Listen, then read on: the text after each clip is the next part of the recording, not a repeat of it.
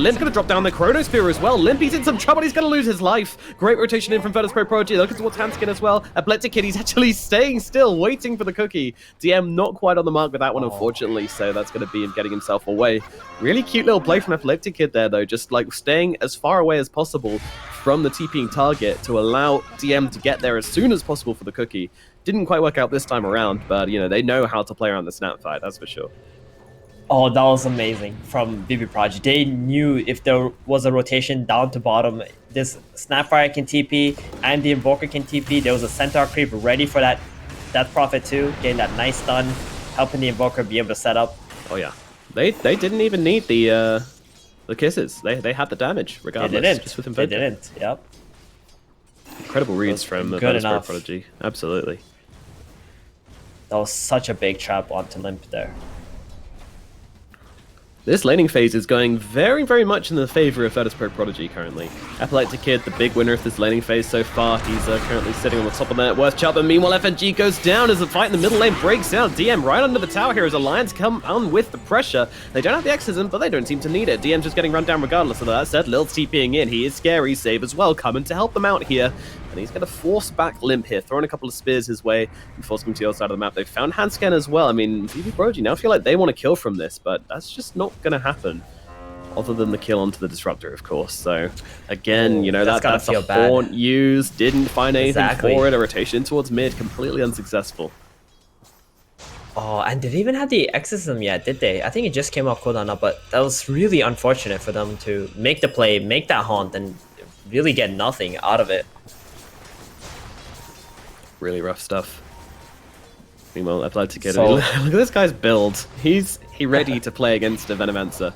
Just straight up, ring a regen, Morbid Mask. That's all we're doing. And now actually talking about the Venomancer, they might be going on to him right now. They've got the EMP off just about in time, but S4 lands the Poison Nova. Hanscan looking for the return kill on the Invoker. This could be big if he can get it, but it doesn't look like he's got the damage to bring down GPK. GPK just got to calmly run himself away in a cheeky little high five as he leaves.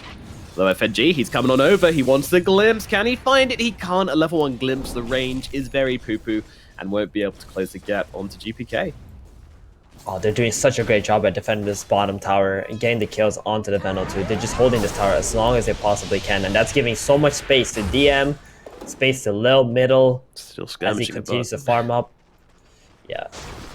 The way that the VP Prodigy play is very like secret, like where they don't really mind who gets farm on the map for their team as long as somebody's picking up all those creeps that are coming in if your cores start to rotate. Like when GPK goes bottom, Lil is ready middle to absorb all the farm there, and they're not really losing anything by making these rotations from the cores. No, they're not, and they pick these 4 and 5 positions which can survive in lanes against heroes as well, which is really important because it means you don't just end up feeding a hero to the mid laner if you move them in. Limp forcing the pressure into the bottom lane. He's got a catapult wave with him as well. VPP have been a little bit slow on the pickup here. I mean, they do have DM pushing in this top wave, but nothing serious. But they're actually going for the wraparound onto Nico Baby. This could be a huge pick off here. In comes Epileptic Kid with the Chronosphere. Lil's on top of him as well. Ursula comes ripping on through, save with the damage. They're trying to finish the job here, but they'll take the Centaur, stun him up, and get the kill onto Nico Baby. Great rotation in from Virtus Pro Prodigy. Gets them the kill onto the enemy carry. Massive. This is so huge. They have one play here on Alliance side. They might try to run to GPK middle. They've already taken this bottom tower, which is really good for them. But I don't know if this is enough for Alliance. This Spectre is having such a hard time just being able to stay on the map and farm safely with that death, and has not been able to get any kills with haunts yet. Yeah, you hate dying a Spectre early on in the game, and she's died twice. Like, this isn't a hero which can come back easily. Her farming mechanics are significantly slower than a lot of other core heroes, so you feel like if you've died a couple of times, then it's just so hard to come back. You need big fights, basically. Exactly, and Save, you know, I had high expectations for his Enchantress, and he has not failed me. This is absolutely spectacular gameplay from him. Destroying this bot lane, great rotations, great placements of his creeps. You might have cursed your boy here, unfortunately. In comes the glimpse back straight into the Static Storm. Caster's Curse, working its magic, and down goes Save.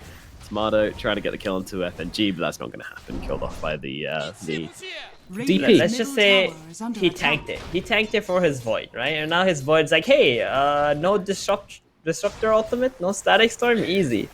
Let me just continue to farm on here. No pressure. Easy stuff. GPK moving into the bottom lane. Hanskin's going to be the target. They've got the Astral out onto him along with the EMP, draining away his mana. Hanskin, nothing left to do really, but probably full hero though. Limp and Nico Baby coming in from the side here. Two-man silence, and you know what? GPK's like, screw it, I'm out. See you later. TP's away. Lil might just do the same thing here. He's got the stock, go for the TP away. Unfortunately, FNG's right in his face, and there's a glimpse. Damage him from Limp, and they'll finish the job onto Lil. Well, they get a return kill. It's a 4 for a 4. Trade I think Alliance will take right now, especially as it allows them to wrest control of this bottom side of the map for themselves a bit.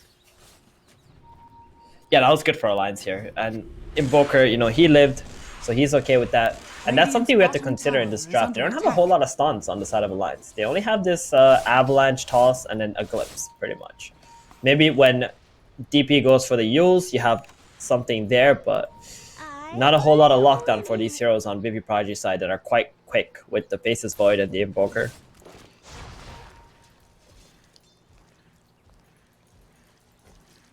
So Alliance, well, with that rotation in, they've controlled the bottom side of the map just a little bit more, giving Nico Baby a place to farm, but they are still a little bit behind. A 1k gold advantage for Virtus Pro Prodigy.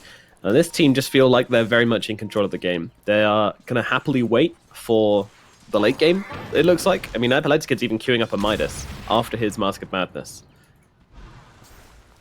Wow, okay. That is not something... Oh, Tornado Hanskin? misses. It's gonna be okay, yeah. I mean, they didn't really want to commit a Chrono onto a position for Tiny, who was only level 6 at this point in the game. I think they want to save it for this big mid play right now. FNG though, he might be able to get a glimpse on Epileptic Kid.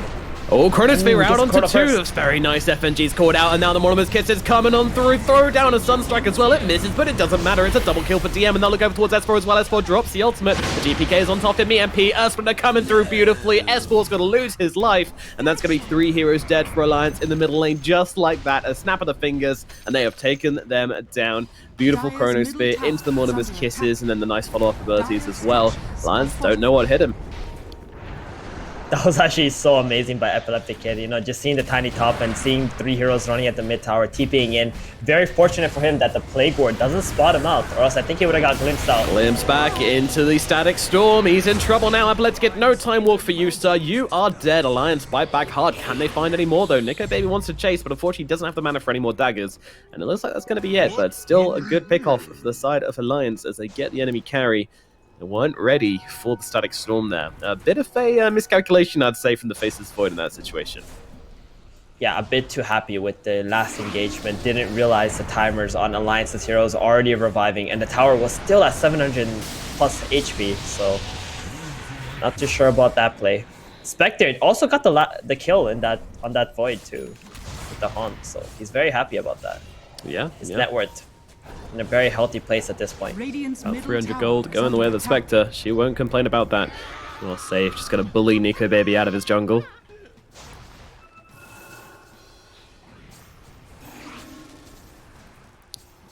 But no one's gonna be able to take the other's mid tower right now.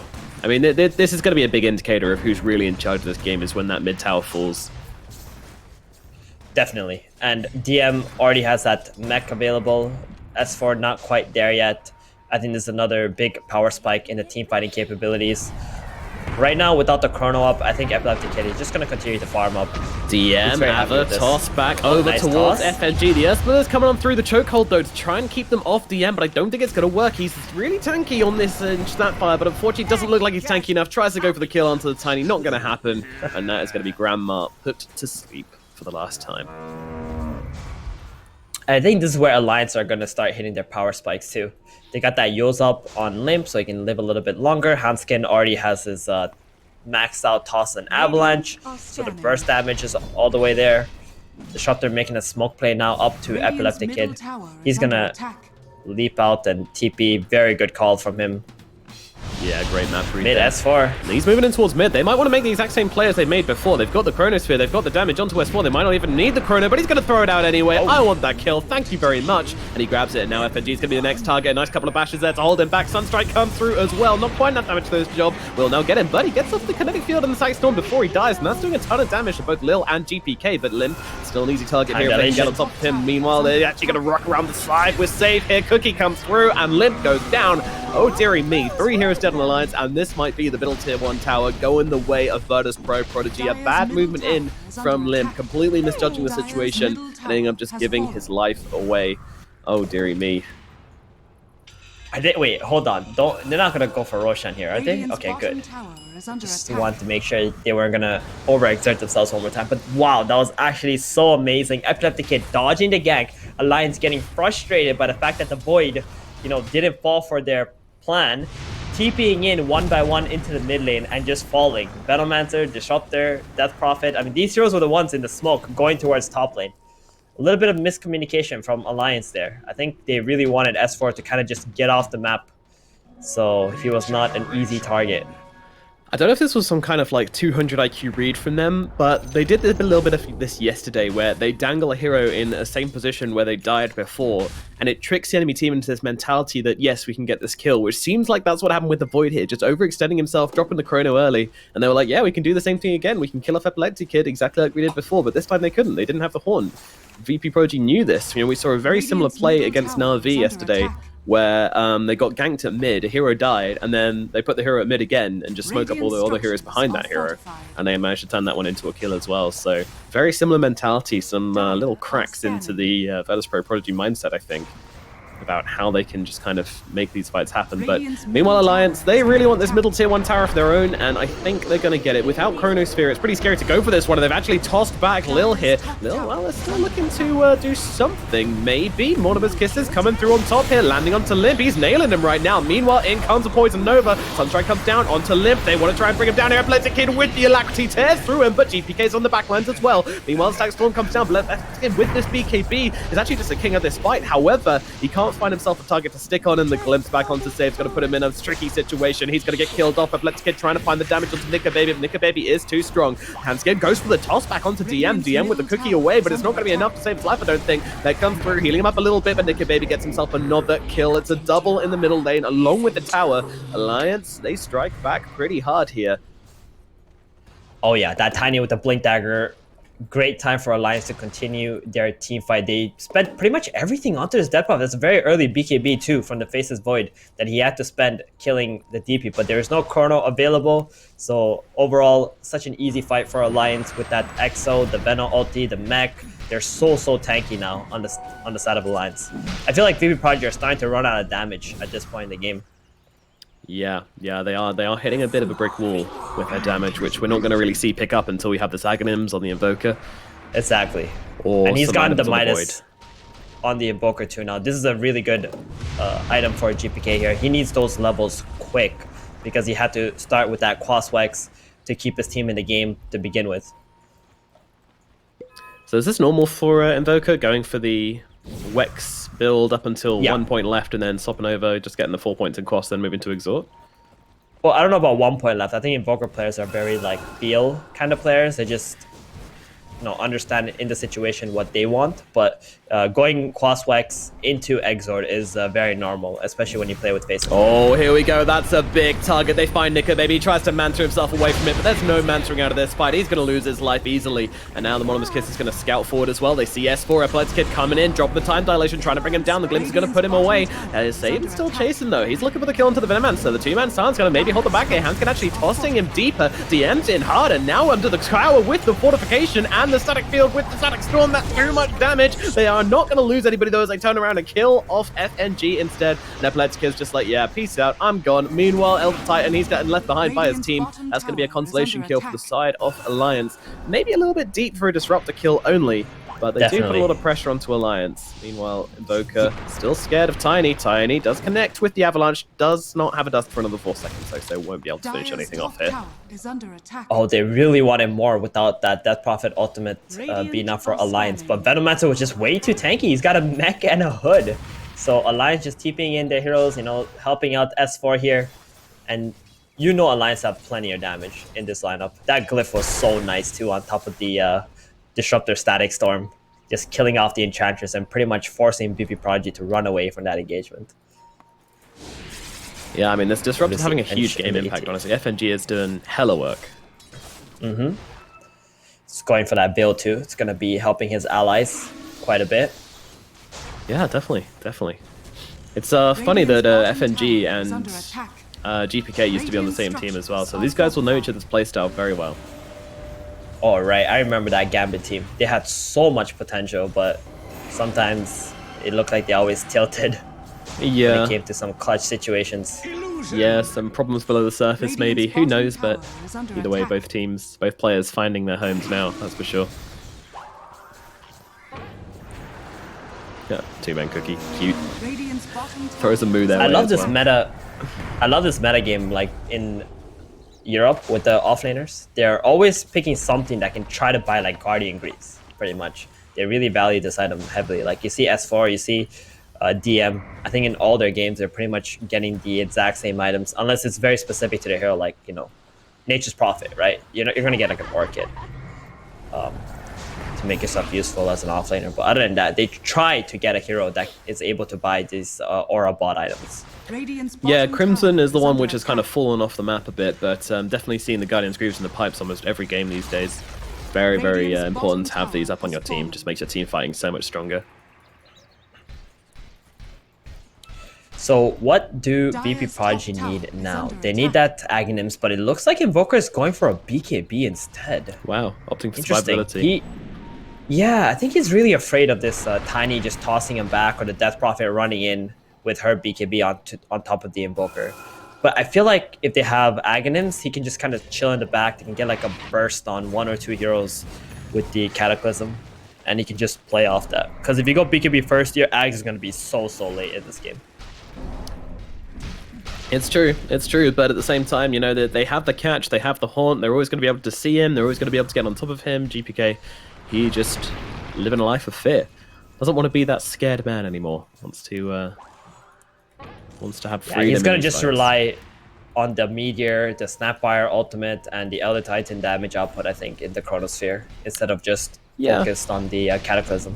But I think that's fair, you know, it's not one of those games where Cataclysm's the only source of chrono damage, you know, you've got the Monolith Kisses to get you through the early game, you've got the Earth Splitter to help you out as well, so yeah, and they're actually going for this without GPK, it looks like. He is nearby, but Handskin, he's plonked himself on that high ground, ready to pop any smokes that come forward.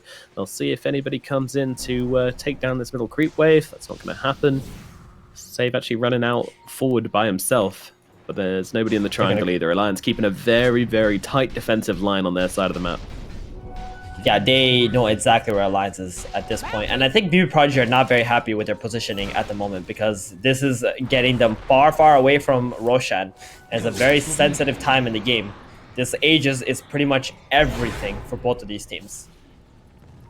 Huge fight. I mean, this next fight is going to decide who controls the game for the next 8 minutes, possibly longer.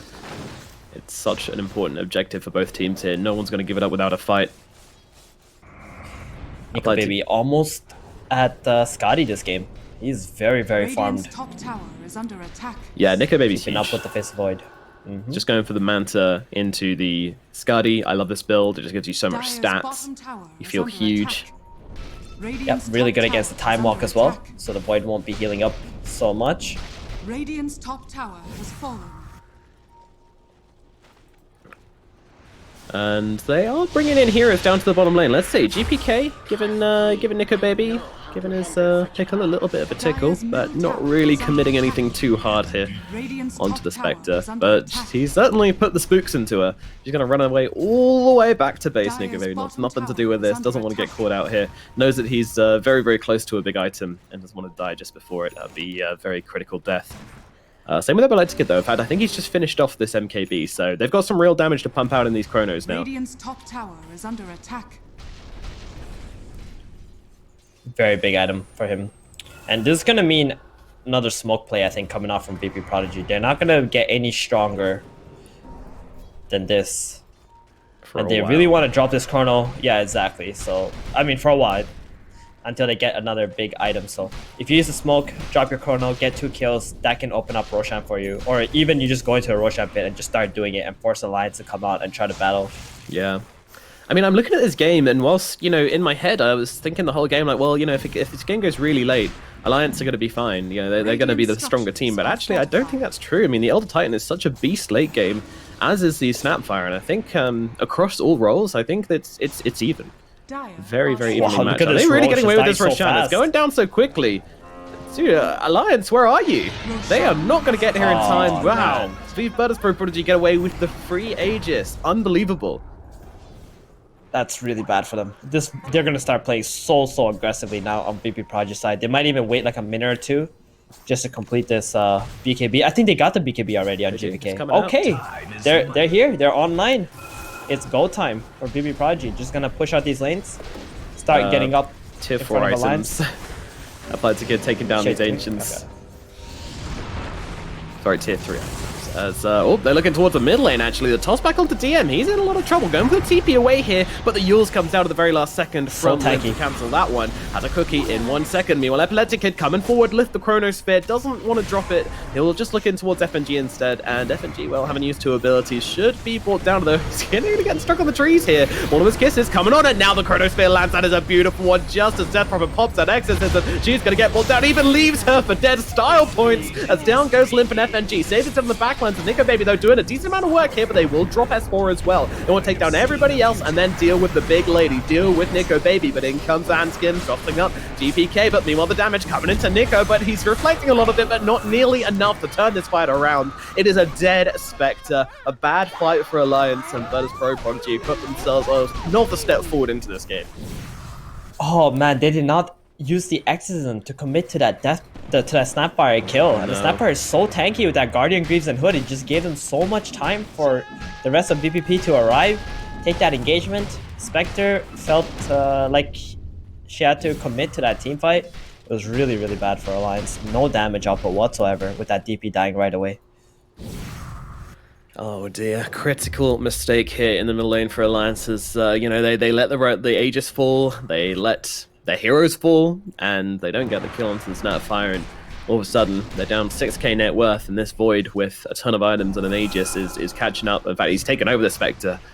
Jesus. By a lot. This Void has 3,000 gold in his backpack right now. And he's looking to go for that Scotty. That's going to be a huge item against DP and Spec. Dire's structures are fortified. Deary me. Well, he's pushing down this bottom. I mean, they're smoking on over here. GPK is the only one with him currently. I'm not quite sure what's going to happen here. Let's see. Epileptic Kid, time walk away. Not bad, but he is going to end up losing his life. The rest of the team coming on over. Save actually just skipping into the backlands, trying to make a bit of a distraction here and free up Epileptic Kid to maybe drop into another. He's going straight in. He's got that BKB and he wants to try and bring down Limp. That's not going to be that easy. They'll turn their attention towards S4 instead. S4, he is going to die. And they're also using the one of his kisses to find Nico Baby in the backlines here. Tear down those trees, tear down that hero, but the toss back comes in. Epileptic Kid, he's inside that static storm. It's doing damage, but not quite enough. And now he jumps forwards once again, looking for Nico Baby, but he's off into the trees. GPK with that BKB just hanging out on the front lines. They haven't lost anybody on Virtus Pro Prodigy. Meanwhile, S4 has died for the side of Alliance, but has the buyback should he want to use it and jump that poison over into the fight. Handskin still looking for a pick off here. The blink forward is unsuccessful. Now he has to try and run himself away. Epileptic Kid once again jumping himself so far forward. No fear on this Void whatsoever, but they're looking for this tier 1 tower. As Slave comes around the side, they actually land the stomp up. Epileptic Kid goes in and they'll take him down. Wow. Down goes Handskin. So much damage onto this Tiny. He loses his life. Tier 1 tower is fallen, and now they look towards the tier 2 as well. They got Chrono up as well now, so this is here not it gonna comes stop. onto the Spectre. Nico Baby, he's put to sleep. 70 seconds, no Spectre. Virtus Pro Prodigy are just not stopping. There is no brakes on this train.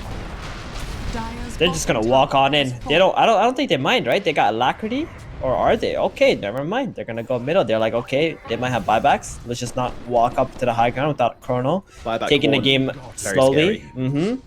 Yep, definitely. It's a very calm, cool move from VP Prodigy to not push this advantage. Definitely. This is a team which is, you know, thinking about every move they're making and making sure it's the right one. Yeah, we know the Spectre does not buyback, but they don't know that. Exactly. So they need to make the moves according to the information that they have available to them. And without the chrono and possible buyback, it's just not worth it to risk your entire game on one high ground push. Absolutely right, but now, oh no, Wow. they've given the bottle over to DD. Epileptic Kid. He picks up So the big. Ascari as well. Oh dear, he's got everything. The world on a stick Yeah. right now. And there's also alacrity that's being thrown on the Spaces Void every engagement. This Yeah. Void, like that's the thing you have to consider, right? The Spectre doesn't have a whole lot of amplification for her, but this Void has alacrity. So this Void's gonna outcarry no matter what happens in this game. He is a beast. Absolute beast.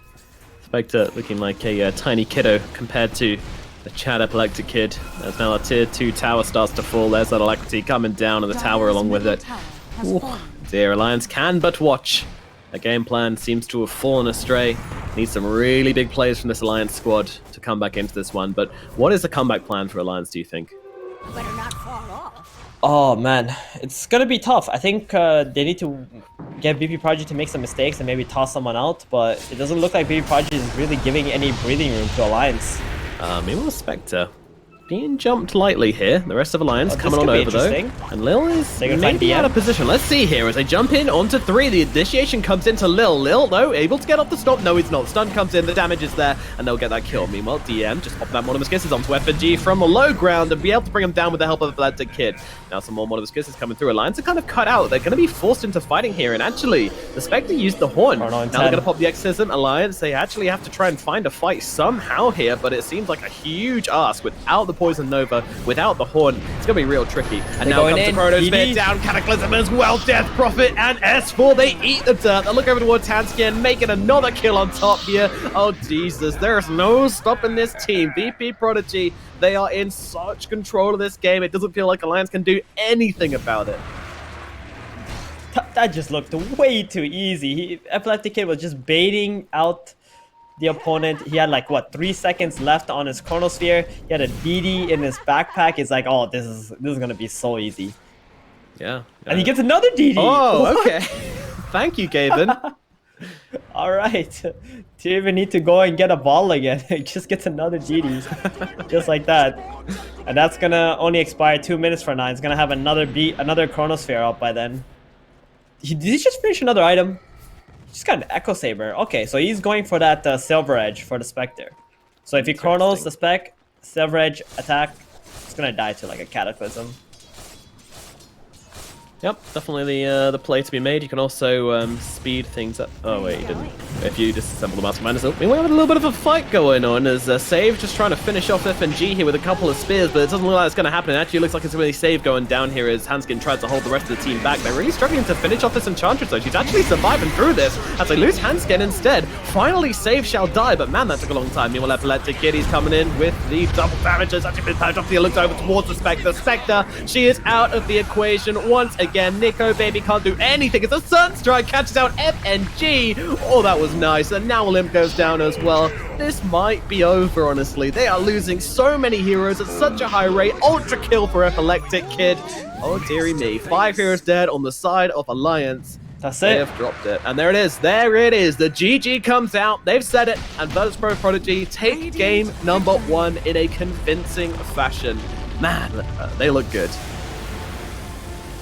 That was actually amazing from VP Prodigy. They did so well on the lanes, and this is what we talked about, how the lanes is where Alliance's biggest problems were. They had strong early and mid-game fighting, but I think they just got killed too much, and VP Prodigy just snowballed that advantage. There was a point where Alliance were really, really tanky, but VP Prodigy played it cool. They got their MKB first, you know, they get that free Roshan, and the game kind of just like exploded from there. It really did. Really solid lineup from them. Yeah, it really did. And, you know, their synergy from Virtus Pro Prodigy was amazing. Every single one of their heroes just seemed to work so well with one another. The Elder Titan in the Faceless Void, the SAPPHIRE in the Faceless Void, the Invoker in the Faceless... Basically, Faceless Void is a very good hero, it feels. And this Enchantress was just doing heavy lifting throughout the entire game. I don't think they want to give Save Enchantress again, that's for sure, because he looked way too confident on this hero. He was smashing them around the map. I mean, I think that has to be a ban from Alliance next. I didn't really understand the Venomancer either. I think you're just like feeding yourself on a silver platter there. Like, playing into an Enchantress. You have 280 movement speed, Ench comes in with an enchant and a creep, and you're pretty much dead no matter what carry you're playing up against. So Alliance, you know, they gotta fix up a little bit somewhere in their drafts or their thoughts about this Enchantress at least.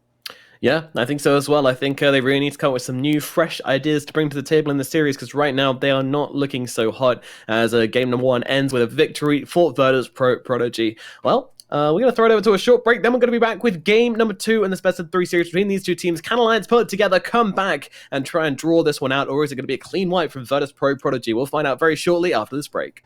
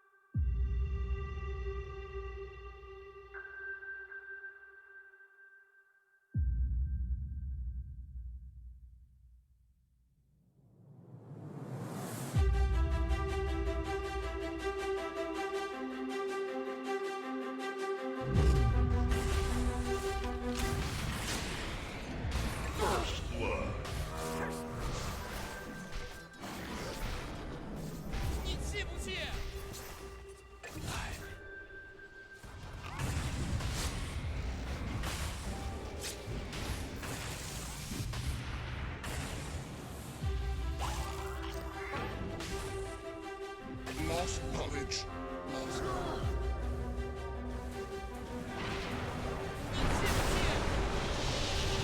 Dire's middle tower is under attack.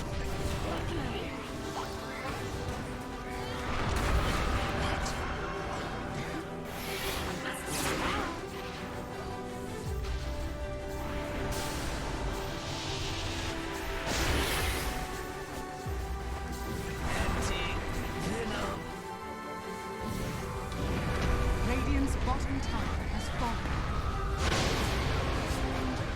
Dire's top tower is under attack.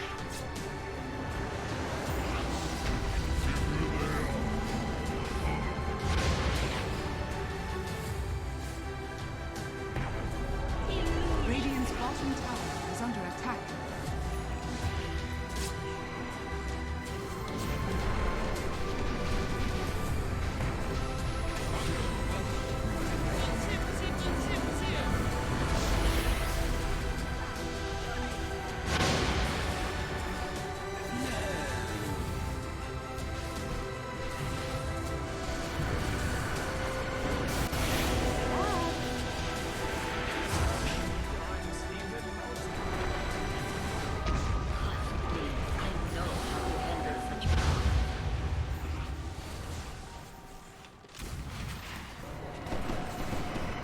That's just... I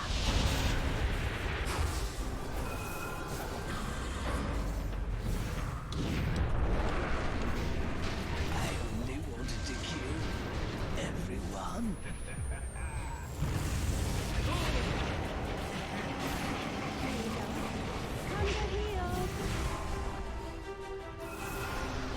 Radiant's top tower is under attack.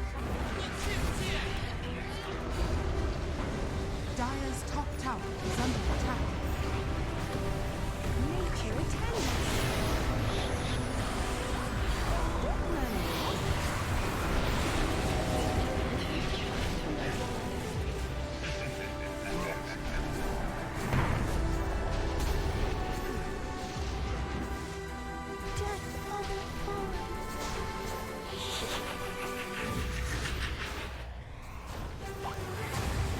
Radiant's middle tower is under attack.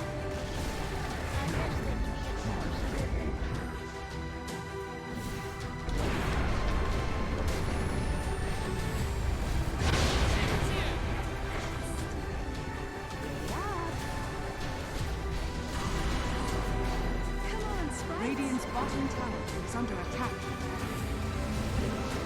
Dire structures are fortified.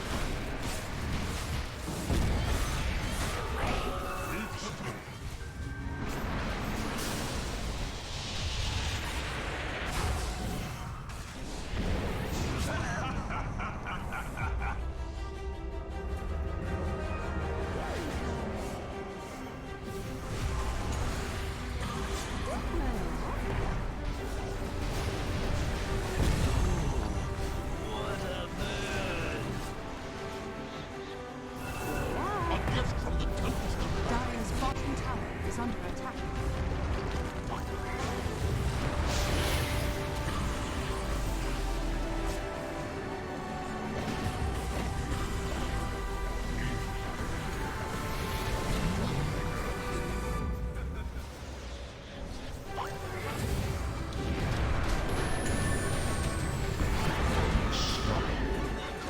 Where are you going?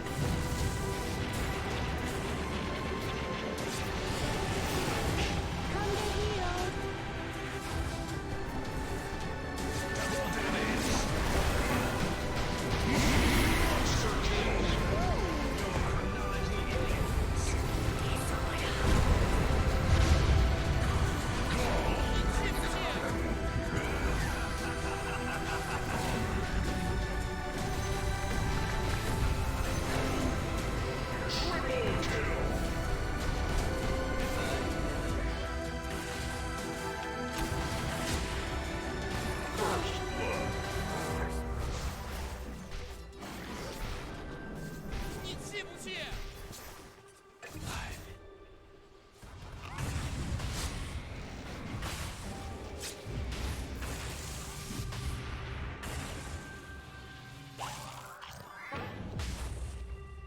Lost knowledge.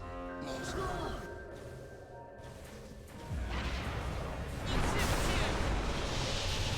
Dire's middle tower is under attack.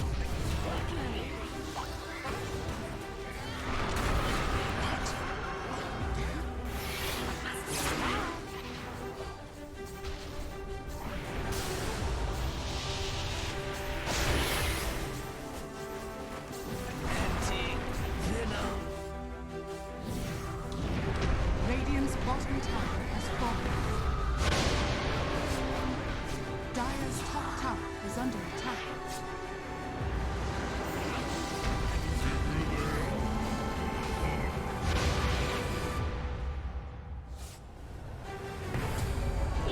Radiant's bottom tower is under attack.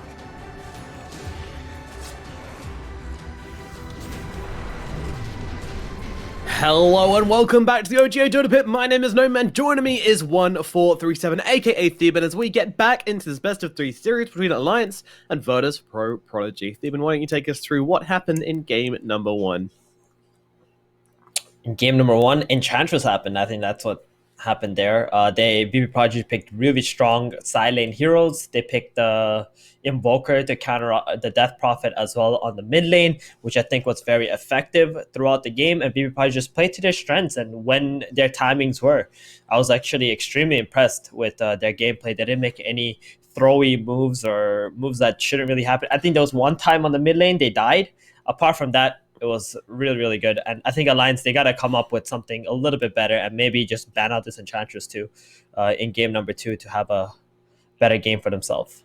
Yeah, I really hope they do, and I really hope they kind of come up with some fresher ideas on how to take this one, because that first game did not look so hard. I mean, Virtus Pro Prodigy, they just looked really good. They just put on the pressure. Alliance, I think for me, the most worrying part was that Roshan attempt. They just let them get away with an Aegis, and I couldn't believe that. We were talking about how that was the game changer, and it was. both teams knew that, yet somehow they just let them get away with a free Aegis. I mean, I can't believe it. Exactly. Their positioning on the map was just off. They moved towards the right triangle area, and Project had a ward on top of Dyer's Hill, so that gave them enough information. And with the alacrity plus the Void's damage output, all 5 heroes just went in the pit and just started hitting that Roche. Just died so quickly. I think Alliance did not expect that with all the heroes being alive that BB Project would even try something like that. No, that was a pretty brave move from Virtus Pro Prodigy, but at the same time, like, they Rewarded. They shouldn't know. Yeah, they were warned. All right, well, coming into game number 2, hopefully that was a warm-up game for Alliance. They've got those muscles flexed. They've woken up, and we're going to get a stonking performance from game number 2 from them, because we know they can play much, much better than that. So what kind of strategies would you like to see them bring into game number 2? Any kind of interesting picks you'd like to see coming out from them? Yeah, maybe Bloodseeker. I think that could be interesting. They did lose against Secret when they picked the hero, and they might be a little bit deflated about it, but I think it's quite nice still. Just overall stronger side lane heroes, I think. And maybe even take an Oracle for yourself. I think that would be quite interesting for Alliance. This hero has a lot of success in this tournament, and I think that it really helps the way that Alliance like to play at Dota. Yeah, it does. I think just picking up some save for Alliance would make a huge difference to their roster. When we talk about them playing around Nico Baby, it's almost always the case where they want to put Nico Baby in that win condition seat.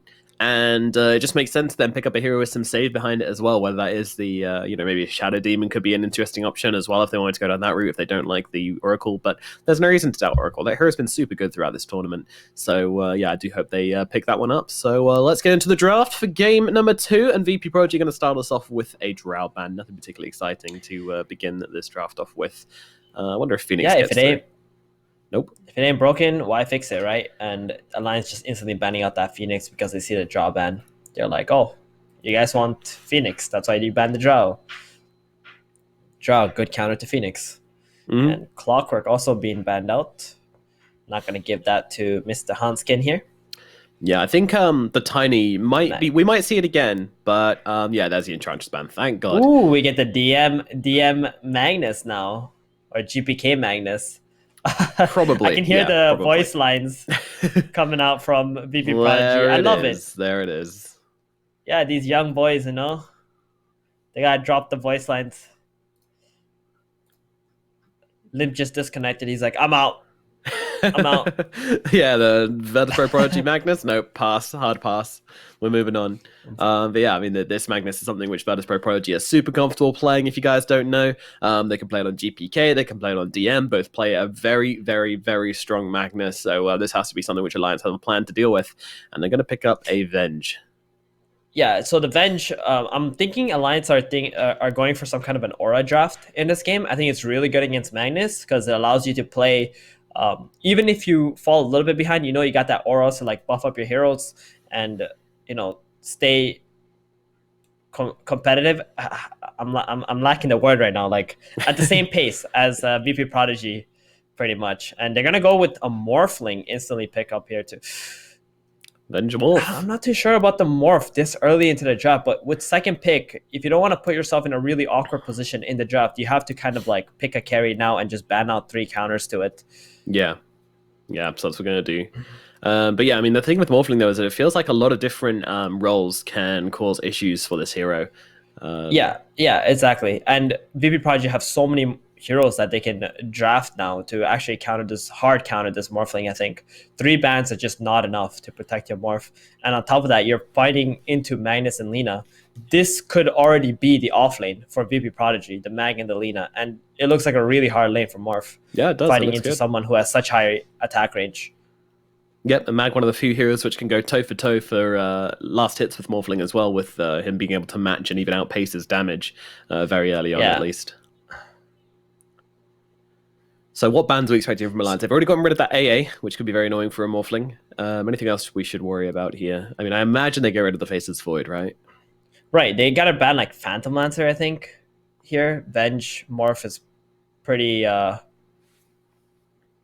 against PL in the situation. Some mana burn creeps are kind of interesting. Invoker, VP Project can easily pick an Invoker in this draft. Something that can buy Vessel. I mean, Vessel is not really like a counter to Morph anymore because people just buy Manta first item anyway on this hero, and you just end up spending too much gold on an item that just doesn't give you a whole lot of stats. But like Scotty heroes, Shivas, like these are the things that are really good against Morph actually in the mid late game in general. But yeah, mana burn heroes. That's what I'm looking at mainly. I think Invoker is great for VP Prodigy if they want to go down that route again. It worked out for them earlier. Faces Void is still available too in this draft. It is. It is. Got to be somewhat concerning. I can't imagine Alliance leaving Void again. No way, right? No, not when they got That's- Morphling as well. That's got to be too scary for them, surely. Void Mag. This is what VP Prodigy played game 1 against Navi as well. And they were doing so good that game. They're taking their time, They Alliance. only- They're going to think it through. I mean, it has to be on their minds after that first game, but do they think they have Definitely. the answers to it? I mean, you've already got the Venge, which is an okay hero versus Void. You know, you can swap heroes out of Chrono, which is always nice. Is it going to be enough? I don't think so. I worry. Yeah, I don't think so either.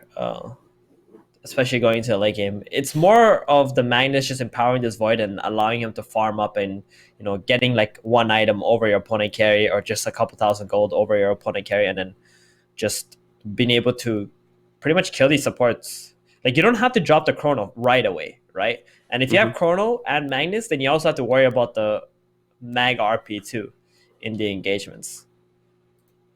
So there's multiple things that the bench has to consider. And they're going to ban out the Phantom Lancer. That's a good ban anyway. I mean, I think it would just be way too annoying for Morphling to deal with that.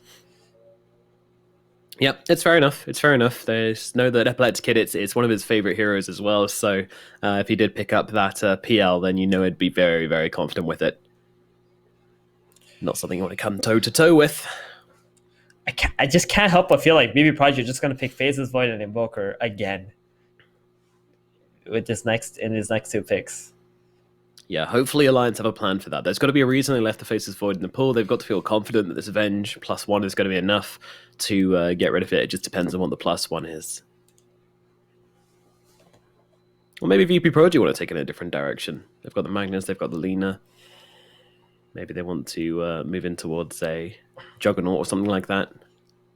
Yeah, I mean, the VP Project might even be thinking about like an anti-mage potentially. I hope they just don't go that route. I'm not a big fan of AM here. So, okay, they're going to go with the save. Oracle. All right. I like this a lot. I think this is a great counter to the Morphling as well. Obviously, you've got the save from the ultimate, but also you've got the Fate's Edict, which if Morphling goes shotgun, completely counteracts that one if you're quick on your fingers. So, and also disarm onto definitely. the Wind Ranger can, if this hero is just going to play a 4, rush MKB, then Oracle's just going to disarm her, and she's not going to be able to have that high of a game impact. It's a really good hero here. And you can also purge off the win run. Yep. I actually would have really liked to Alliance see the going for Oracle it. for Alliance, even though they've already got the Venge, like the Oracle just to purge off the Mag. It was a great answer to him before from Na'Vi, but yeah, now they go for the Ember. Oh, wow. S4 is just saving his hero for last. He is. They're saving the offlaner for Being the a greedy last boy. pick. That's the captain advantage right there. It's like, let's get the Ember. But it's so weird that they take the Ember here because it's up against Oracle, which is normally pretty annoying. And then this also exposes the Wind Ranger's role in this game, I think. It's going to be support. I don't think it's going to be offlane Wind Ranger for the most part. It's like, what, 70%, 80% support, 20% possibly offlane. Yeah. And the safe lane now, Benj and Morph, these two Mid heroes sometimes. have very low attack range. I think Alliance gave away a lot in this draft, and their team fight just looks not that good either. They need to keep on fighting, keep on getting small skirmishes and snowballing off of it with the heroes that they have at the moment. Yeah, and with a Morphling, that's not that easy. The hero, hits some timings, but as mentioned before, it doesn't look like the greatest E-Blade game. Probably want to be going down the Manta route instead, and VP Prodigy do go for that anti-mage. Do you like it? Yep. I mean, I said I'm pretty sure they're thinking of this anti-mage, right? Looking at these heroes. I think they could have had better heroes than anti-mage. Like, for example, the Faces Void, I think it would have been awesome in this game. And Epileptic Kid is so good with it. It would give him a little bit more team fight. But this anti-mage, you know, he always has that potential to just completely take over the game, right? We've seen this AM with just skipping out on Battle Fury, going Mask of Madness into Manta. I think that kind of build can really work in this game. Yeah, I didn't like it if they picked it in the position of the Oracle. Since they picked it now after seeing the Wind Ranger and Ember, I like it a little bit more because Alliance don't have a whole lot of auras in this game, and they ban out the Beastmaster. That was the perfect. I was gonna say you gotta ban Beast, Venge plus Morphling. That would really roll over Anti-Mage. So they ban out the Beastmaster. No more auras from him. No more high tower damage output hero. Mm-hmm. It was a really really good ban from VP Prodigy. What are you expecting next? A Slardar ban from VP Prodigy? Yeah, Slardar. There it is. There it is. Exactly. The hero that can ruin Anti-Mage. I think Legion Commander might have even been a better ban because you do have Oracle who can purge off the Corrosive Haze, but Slardar is just a better laner than Legion is, right? Yeah. Like the Corrosive Haze only comes in the mid game, late game, where you're kind of more worried about the laning stage. That's what matters for these teams anyway. So Slardar gives that immediate laning stage presence that Alliance would be able to get, and the minus armor also like him. Oracle can't always like purge it off, and Morphling Venge. It's going to be a lot of physical damage. Yeah, hurts a lot. Hurts a lot. Well, Alliance with the final ban here. I'm wondering what their offlane pick's I want to be. see Invoker here. Whoa, still. that was quick. They go straight in for the Necrophos pickup on VP Prodigy. Okay, so a bit more of a farm intensive hero, I want to say here. They're going to put that middle, but if Necro fights into Ember or Morph, he's going to be fine, right? So that's their idea here with the Necro. And then the Necro can also buy like some kind of team items if needed in this game. It's just going to be that like immovable wall for VP Prodigy. Yeah, he's a brick wall hero, just to plonk in the middle. Shadow and the final pickup's Demon. Gonna be Shadow Demon for Alliance. Spicy. Wow, interesting. I like it. Talk me through it. So the Shadow Demon, he can use Disruption on the Anti-Mage. You get the illusions, burn his mana up. He can get caught out. He will die like if he doesn't click his third skill on the Disruption. Necrophos, also the Purge on the Necrophos, not allowing the second skill to stay on. And it can also purge off all of the Purifying Flames for Oracle when the Oracle ults someone. So you're going to be removing all that healing abilities from the Shadow Demon. That being said, though, it is a position 5 Shadow Demon, and S4 is going to be playing position 3 Venge. So Venge and Wind Ranger are going to be going offlane against Anti-Mage and Oracle. So you got this double ranged heroes against AM, trying to punish him that way. I would have loved to have seen the Shadow Demon be the core, honestly. Yeah, me too. I was thinking that would be pretty good, but nope. In the end, they swap it around and they put it on FNG. So it's going to be the 5 position Shadow Demon. Okay, so the Shadow Demon like definitely allows him to have that small skirmish, like early mid game non-stop fighting abilities, which I think they really need on the side of Alliance. Because I was thinking, this Necrophos and Oracle, they look really, really hard to deal with. I'm not sure if Alliance had the damage output, but now with that Demonic Purge, they will have the damage output to be able to kill this Necrophos. No, sure. It's maybe later on, but yeah, definitely for the early and early mid, where the Necrophos wants to be most active, he is going to be pretty much immortal. So it's about killing the rest of them. It's about getting around to the backlines. But nevertheless, let's get into it. Game number 2 of Virtus Prodigy versus Alliance here at the OGA Dota pit. And we are down to the second game. Virtus Prodigy 1 game up. Alliance need this win or they are out of the tournament. It's a lower bracket finals. Winner goes through to the grand finals to play off versus Secret and get second place. No, I'm just kidding.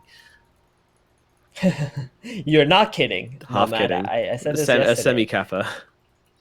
Yeah, people are completely expecting a 3-0 finals, but if either of these teams take any games out of Secret, that's already going to be a win. It just can't help but feel like you have to wait for Secret to drop the ball, essentially. When are they gonna experiment just a little too much and Actually happened already in this tournament against VP Prodigy, right? Puppy tried to make Spirit Breaker work, and it didn't. Yeah, Spirit Breaker's That's just a bit too bad. That's the one game that Secret really lost. Didn't work out for them. I must say though, this VP Prodigy lineup, I think it's a little bit too greedy for my taste, at least, considering all the other lineups that they have played so far in this tournament and what other teams have been playing too. Necrophos Anti-Mage, you need a lot of farm, and on top of that, this Lina needs a lot of farm too, and a lot of space for herself to be able to push lanes out or to be impactful essentially. And VP Prodigy have a lot of very like staticky heroes that can't really move around. Like, who's gonna make plays on their lineup? DM. I mean, I would have agreed if it was a different that's team. true. But I've seen DM Magnus. This man, he's not like your normal Magnuses. He doesn't look at jungle creeps. He makes stacks for his carry, and then he goes and he skewers people down. Yeah, I mean, I haven't seen anyone have more game impact on a mag without Blink Dagger than DM in this tournament. So definitely looking forward to seeing him flex that hero and make the best use out of it. Yeah, I just hope that VP Prodigy, like, they know what they're doing here and they can get to this early mid game, because that's gonna be their biggest weakness in their draft. They're just spamming all chat lines here. FNG is the only one who's like, you know, entertaining them. I think everybody else on Alliance has just muted them pretty much. Alliance.fng, and he's laughing at him. Ooh, the all chat spice coming out from his former teammate. Hype. GPK. Doing the 180. The old 180. Yeah, he's finally got that tag up after being released from his contract. Alliance and FNG, a beautiful sight to behold for all Alliance fans, I'm sure. This guy's done a lot for this team. And now he's being tested more than ever against his first Pro Prodigy roster. Not just the win at stake, but also his pride versus a former teammate, a fellow CIS star, up and coming. I mean, a bunch of them, to be honest. A lot of the up and coming CIS stars in this first Pro Prodigy team. Save, always one a lot of people have had their eye on, you know. His captaining is clearly extremely effective in this team. 30 seconds to battle. I have very high hopes for VP Prodigy. I think these guys are gonna really do something. They have the new captain and Save. My only concern about this team is like Save and Lil, they feel kind of like very similar players in their play styles and stuff, and I haven't really seen Lil play like these, you know, Earth Spirits and tiny kind of heroes, which are quite popular at the moment. The battle begins. I wonder if he's even interested in playing those heroes. Yeah, he seems to be happy with his Lina and his Elder Titan for the time being. I mean, yeah, I mean, it's worth mentioning that you know, this team brought in new 2 players just before the start of this tournament, and they're already getting themselves a top 3, possibly even top 2, with Lil and GPK joining the squad. Really good stuff. Definitely. So it looks like Oracle's going to start level 1 top here. They're going to try to get some kind of a first blood onto Nico Baby. You know that Morphling has the skill Attribute Shift. Nico Baby is playing very, very cautiously. He's like, Waiting for somebody to show in the bottom lane. Oh, he's not actually. He comes forwards, and Save immediately going to start with the Fortune Zen. But Nico Baby, he spotted it out. They'll bring him back. They've got the LSA. It's going to be a decent amount of harass, but harassment is all it should be. No kills up here at top, and Nico's just going to straight up pop the salve. That's really good from Nico Baby there. That was really, really good. To just be so patient, expecting some kind of a level 1 play onto him. Yep, so. Kid was not really punished, actually, during this time. It's not a whole lot they were able to do against him. Yeah, just wave a Terra and right clicks from the Wind Ranger. But meanwhile, actually, First Blood comes in the top lane as they bring down FNG. Oh dear. It was just a shockwave into the Light Strike Array combo, and that is enough to actually get a kill onto the Shadow Demon. It's more than enough damage. That's a big yikes. And he also scaled up Disruption level 1, so there's not a whole lot of lane presence from this Shadow Demon until he hits level 2. Shadow Poison is how you manage to secure your carry's lane. Yeah, so. a little bit close for comfort there for Epileptic Kid, but he is going to be okay. So how do you think this mid lane's going to go? We've got the Ember Spirit versus the Necrophos, Limp versus Yeah. GPK. It's so hard for Ember. This is an insanely hard lane. I mean, he's doing good right now, which is kind of impressive, but I think as the lane progresses, it's going to get harder and harder. You're going to have to bring out so much regen as an Ember Spirit. But he does have a bottle already, actually, which is quite nice for Mr. Limp here. Yeah, he has been going for these bottle rushes in both of his games. Meanwhile, up at the top lane, Nico Baby forced to waveform away from Lil and DM. This horrifying dual lane is really putting on a lot of pressure onto this Morphling and onto the Shadow Demon so far. They're struggling. That's not an understatement.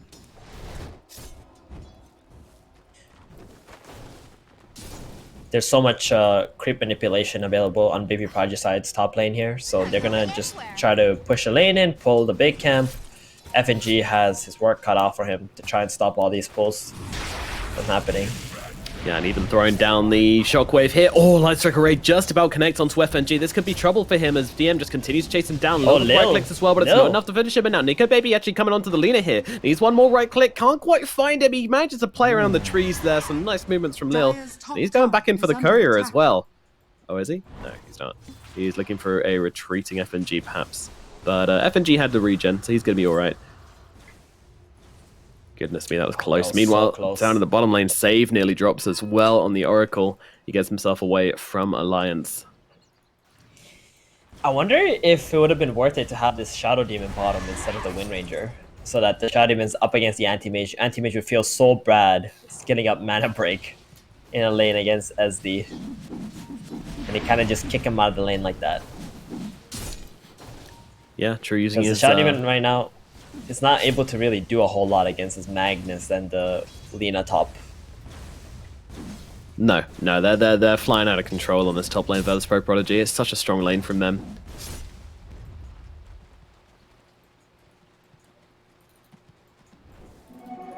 Meanwhile, Limp and GPK having a little bit of a fight over a non-existent power in as Lil's actually the one to grab it now. He's coming in, might be looking for a bit of aggression onto Limp here, but a nice dodge with the Sleight of Fist is going to keep Limp nice and safe, and he'll grab himself that salve as well. FNG also cancelling his TP on middle. Yep. Sucks for Limp, he doesn't get to refill his bottle. True enough. Well, he was TPing in from the top lane, I think, so yeah, it wouldn't have been a bottle refill for him, unfortunately. Or was it do you mean because he didn't get the rune? Yeah.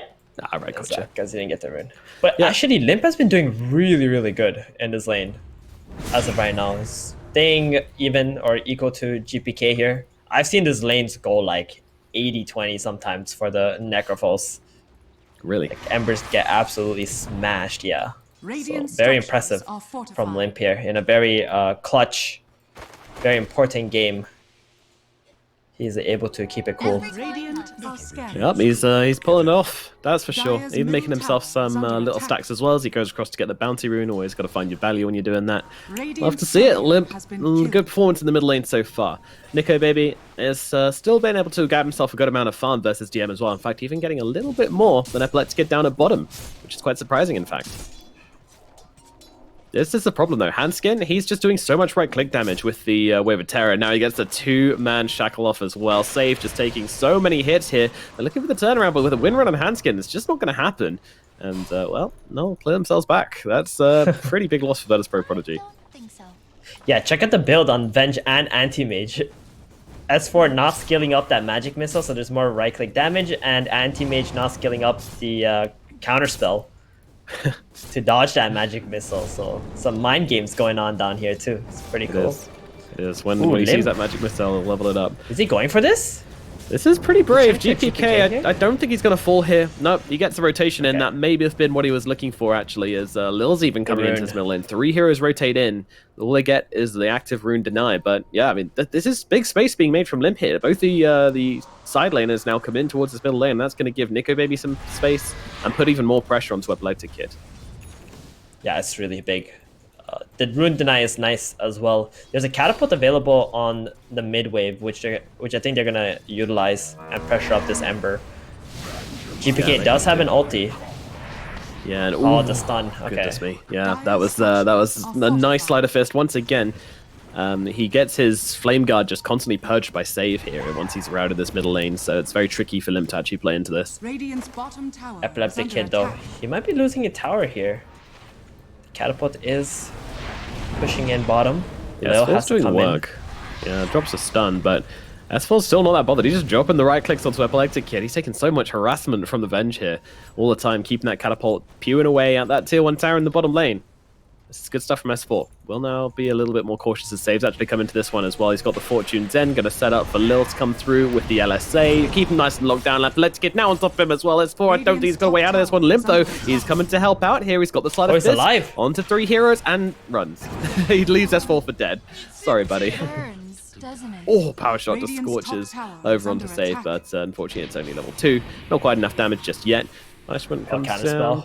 spell. Yeah, FNG's chill. Disrupts himself.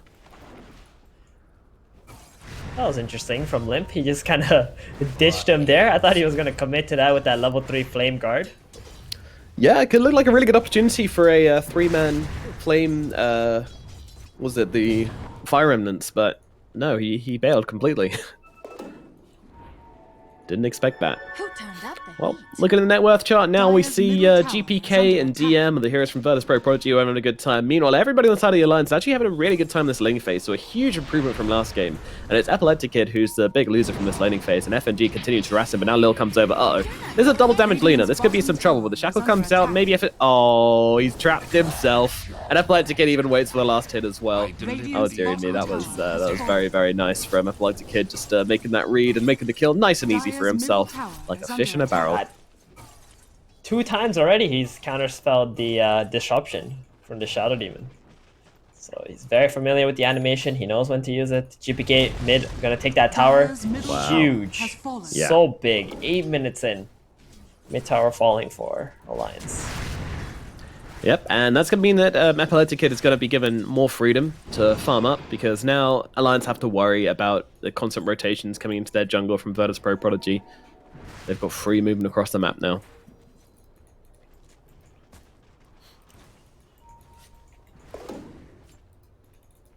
So we're going to probably see some rotations coming out once Limp gets this 10-minute power rune. The bounty runes are going to be quite important as well.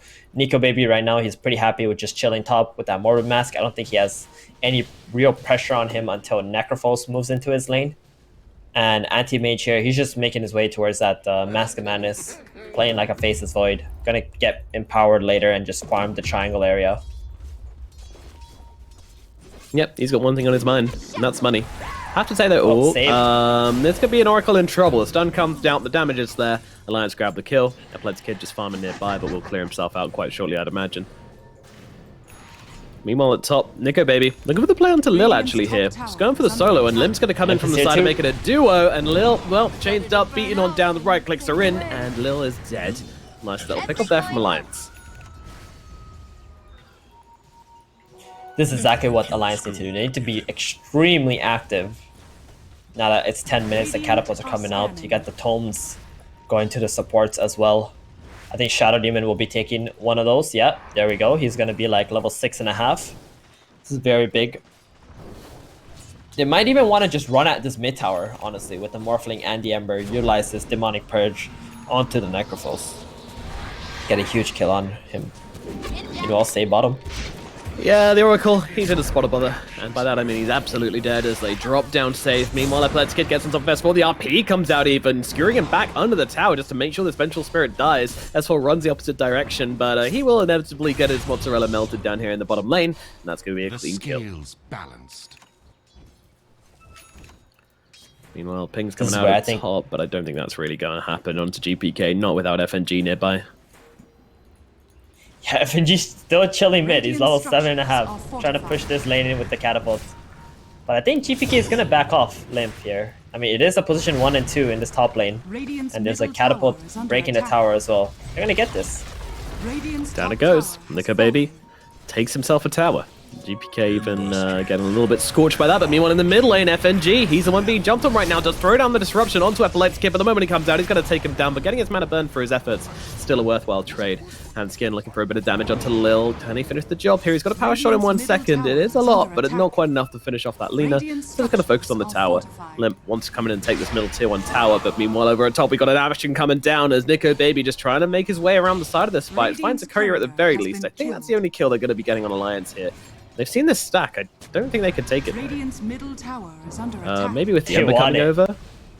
They want this They do. triple ancient stack, and BB Price is like, hello? Are you guys sure about this? Guys, come on. Like, you're not taking this stack. GPK's here, DM is here, Epileptic Kid's here. The whole crew has arrived to defend this stack. Radiant's middle tower is under attack. They really want to protect this triangle area. Mid tower is going to fall, though. That's Radiant's all middle 3 tier 1 tower has towers fallen. of BB Prodigy dead now. Good stuff from Alliance. Real big improvement. And actually, just by playing this vision game, by posturing and taking their towers and forcing heroes out of where they want to be, they're able to take the stack regardless. They knew exactly what they were doing with this movement here, Alliance. And maybe they even find themselves a quick engagement. And then they go onto GPK. That ultimate's being popped, the Demonic Purge onto him. And meanwhile, DM just trying to get the skewer down to the low ground. Save even going to drop the ultimate onto the Necrophos to try and keep him alive. A couple of heals thrown out as the Demonic Purge ends. He does actually use it at a great time there just before GPK, but unfortunately still will be popping all the same. And now they look at the backlines. Limp gets himself another kill. 3 heroes dead on the side of Virtus Pro Prodigy. Alliance, they are in this game and then some. A great laning phase leads into a great first fight for them. Oh, that was so good by Alliance. They're just controlling up this triangle area, forcing BB Prodigy to keep running into them. BB Prodigy, if you saw Epileptic Kid draw the lines on the minimap, he was like, guys, stop running into them. Just go to the lanes, push these lanes out, force Alliance to react to our pressure instead of us reacting to them. That's what you got to do.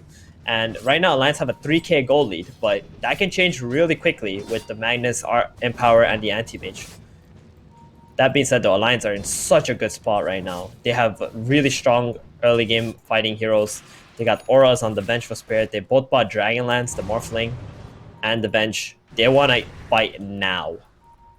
Yeah, and all this range on the Morphling is really going to start to look scary with the Vengeance Aura and the Dragonlance as well. He's going to be hitting so far away.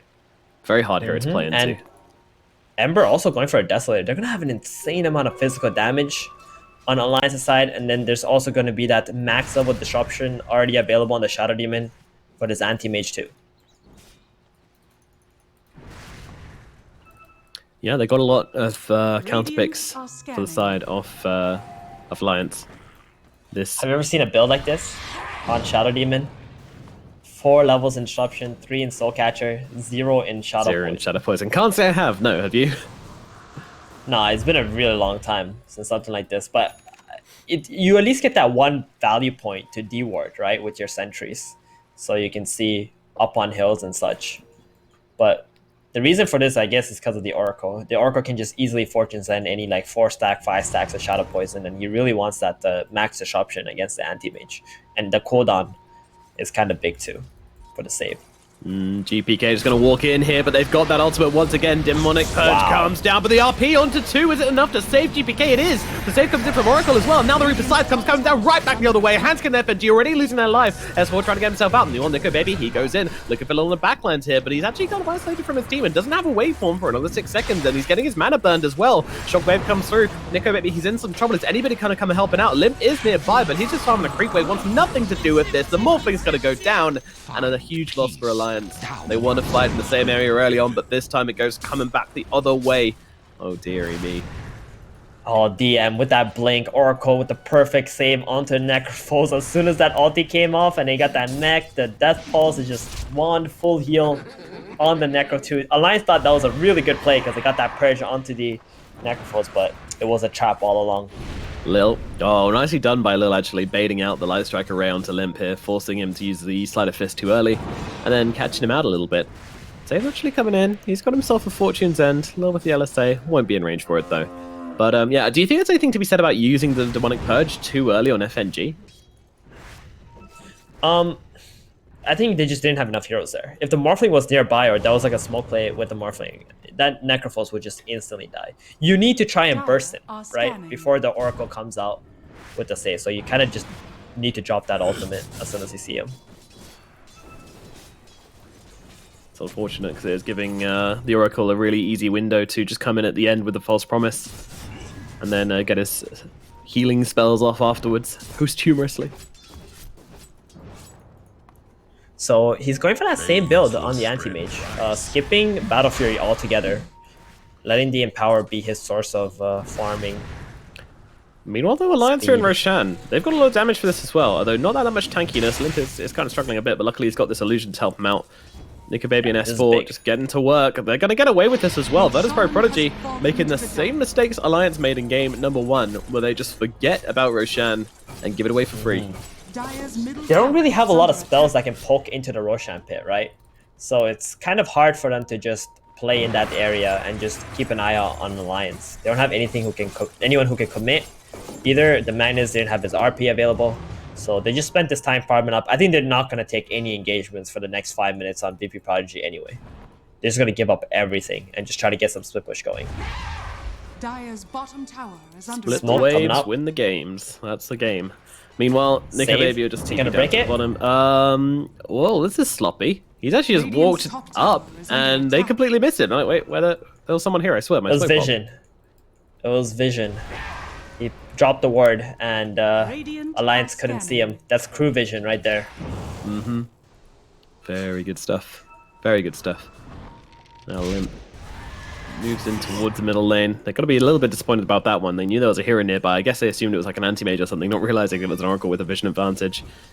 Maybe with his Invis rune, Limp can make something happen. But Alliance, this is a point where they need to start making some decisive plays on the map. They need to find the VP Prodigy heroes, kill them, and start taking some buildings. If they don't, they're just going to get split pushed to oblivion. Yeah, tier 2 tower here would be really nice if we can get the outpost before the 20 minutes, take away a little bit of XP from the opponent, save actually sniping a courier here. That had a Sanj on it. So that was Nico Baby, Sanj, and Yasha. Wow. Kinda Okay. feels bad. Yeah, it doesn't feel great at all. Meanwhile, Virtus Pro Prodigy just farming up the other side of the map, pushing in the other side of the game, and pushing that top wave in, whilst the bottom wave gets pushed in by Alliance. Yep. And they only have 3 minutes left on this Aegis too, so Dire's tower, top tower outpost, is under cool, and then attack. take over the top and Radiant's mid area bottom maybe. tower Actually, has they're just gonna look to go into the high ground here. They want to force VP Prodigy back. Yeah, they're And pinging Lina this. needs to be the first one here to shove these lanes out with the Dragon Slave, or the creeps. Look at DM's positioning though. All he needs to do is blink in RP and skewer somebody back, and they can probably turn that into a kill. And in he goes. Well, gets the skewer with the shockwave regardless, but it's onto Nika Baby who just wave forms himself out. Meanwhile, there's a lot of damage coming through onto GPK, but Save is hanging back with that false promise ready to go. Meanwhile, Nika Baby just focusing on the buildings. They have one objective here. It's going to be that tower. Now that everyone's back, they're going to wait for the next creep wave Alliance. Just play it nice and careful, nice and steady. Ooh, Epileptic Kid is here too. He really wants to fight. He's got that Oh, manta the available. initiation onto the Ember Spirit. The swap has to come out to try and help out Limp here. It does save his life. Meanwhile, the save actually going to be used on that. Let's give it. There comes the RP onto 2. There's in a lot of trouble right now. The Reaper Scythe comes down. S4 and Hanskin both gone down. GPK is the only one to lose his life on the side of Virtus Pro Prodigy. But Nico Baby, he's in deep. He has got himself that Aegis of Immortality. The rest of the team, though, don't seem to be sticking around to try and help him out. FNG's sitting in the tree lens. Maybe if you can do something with the disruption here to help out the onto Ember. Epileptic Kid, and Ember's coming back in. They want to try and make a play here. Is this really a good idea? Epileptic Kid's getting pretty low as the skewer comes in to disrupt Limp. Nico Baby is okay as they blink themselves away on Virtus Pro Prodigy. They just want to have the time to think and not get caught out here by Alliance. Even though it's only 3 heroes against 4, they are going to be very, very cautious on the side of Virtus Pro Prodigy not to overstep and feed anything away. But look at Epileptic Kid immediately out of the map, immediately up to top after that fight, just getting as much farm as possible as quickly as possible. He even sees Limp here, but Limp, he's not taking any chances. Oh, that's such a big win for VP Prodigy there. I think Alliance made a huge mistake in going to the high ground, seeing 5 heroes, and still committing to the engagement. As soon as you see 5, you gotta back off and start pushing out the other lanes and controlling up VP Prodigy. It's too early to just walk into the high ground. And Anti-Mage coming in with that Manta, the clumsy net, making the plays. Magnus, super nice RP. Disruption did not come out before the skewer, so Alliance got really put out of position in that last engagement. Double damage on GPK Ember. does fall though, which is it's putting him back a little bit. He's not in the position where he'd I want think to he's be on. okay with that. Yeah. He knows his role in this game. He's just the Dire's support, top tower essentially, is or the under utility attack. hero. He's got the mech. I think he's going for a Dagon now, which is kind of interesting. Maybe Guardian Greaves might be a little bit better. But it's really good against Morphling anyway, the Dagon. S4 could be the target here, and there goes Shockwave, but no, they don't manage to combo it up with a Skewer. Now there's a TP coming in, but Lil might be still looking for something here. Let's see. They go forward onto Limp. They want to try and bring down the Ember Spirit. They've got the stun, they've got the damage. He's just completely eviscerated. Meanwhile, Hans getting on the backline trying to finish off DM. DM surviving on 60 HP. Maybe they don't take him down, but I don't think so. Power Shot misses as well, but Nico Baby will finish the job with a right click and adaptive strike. Meanwhile, Lil into the trees. Will they find him? They do have a Power Shot. Pings are coming out from somebody, and that's actually from the Anti-Mage. He's good. Lil's good, I think. Oh god, it's so close. He's fine. He's absolutely fine. Just balls of steel on Lil here as he holds steady in his little patch in the trees and will get away eventually. Or we'll just stay here and kill off the next creep wave. Why not? Well, That was really nice. And the anti-mage with this Comty net is so good. Sick. Jumping against onto that Ember. Yeah. Exactly. Burning up his mana void, free kills. And if this Ember actually tries to solo push any lanes, it's going to be the same situation. Shadow Demon. Hanskin comes in. Oh my god, he actually just takes so much damage though for the mana void. Epileptic Kid, he just gets himself a double. Oh no, Alliance. That is not how you play Dota 2, I'm afraid. Jesus Christ. Oh my goodness. Oh, the that counter was a spell complete on the failure. Shaco shot. That was so cool. Man, that was the blink coming out from the Wind Ranger trying to save a teammate, but unfortunately she just blinks into a whole world of hurt.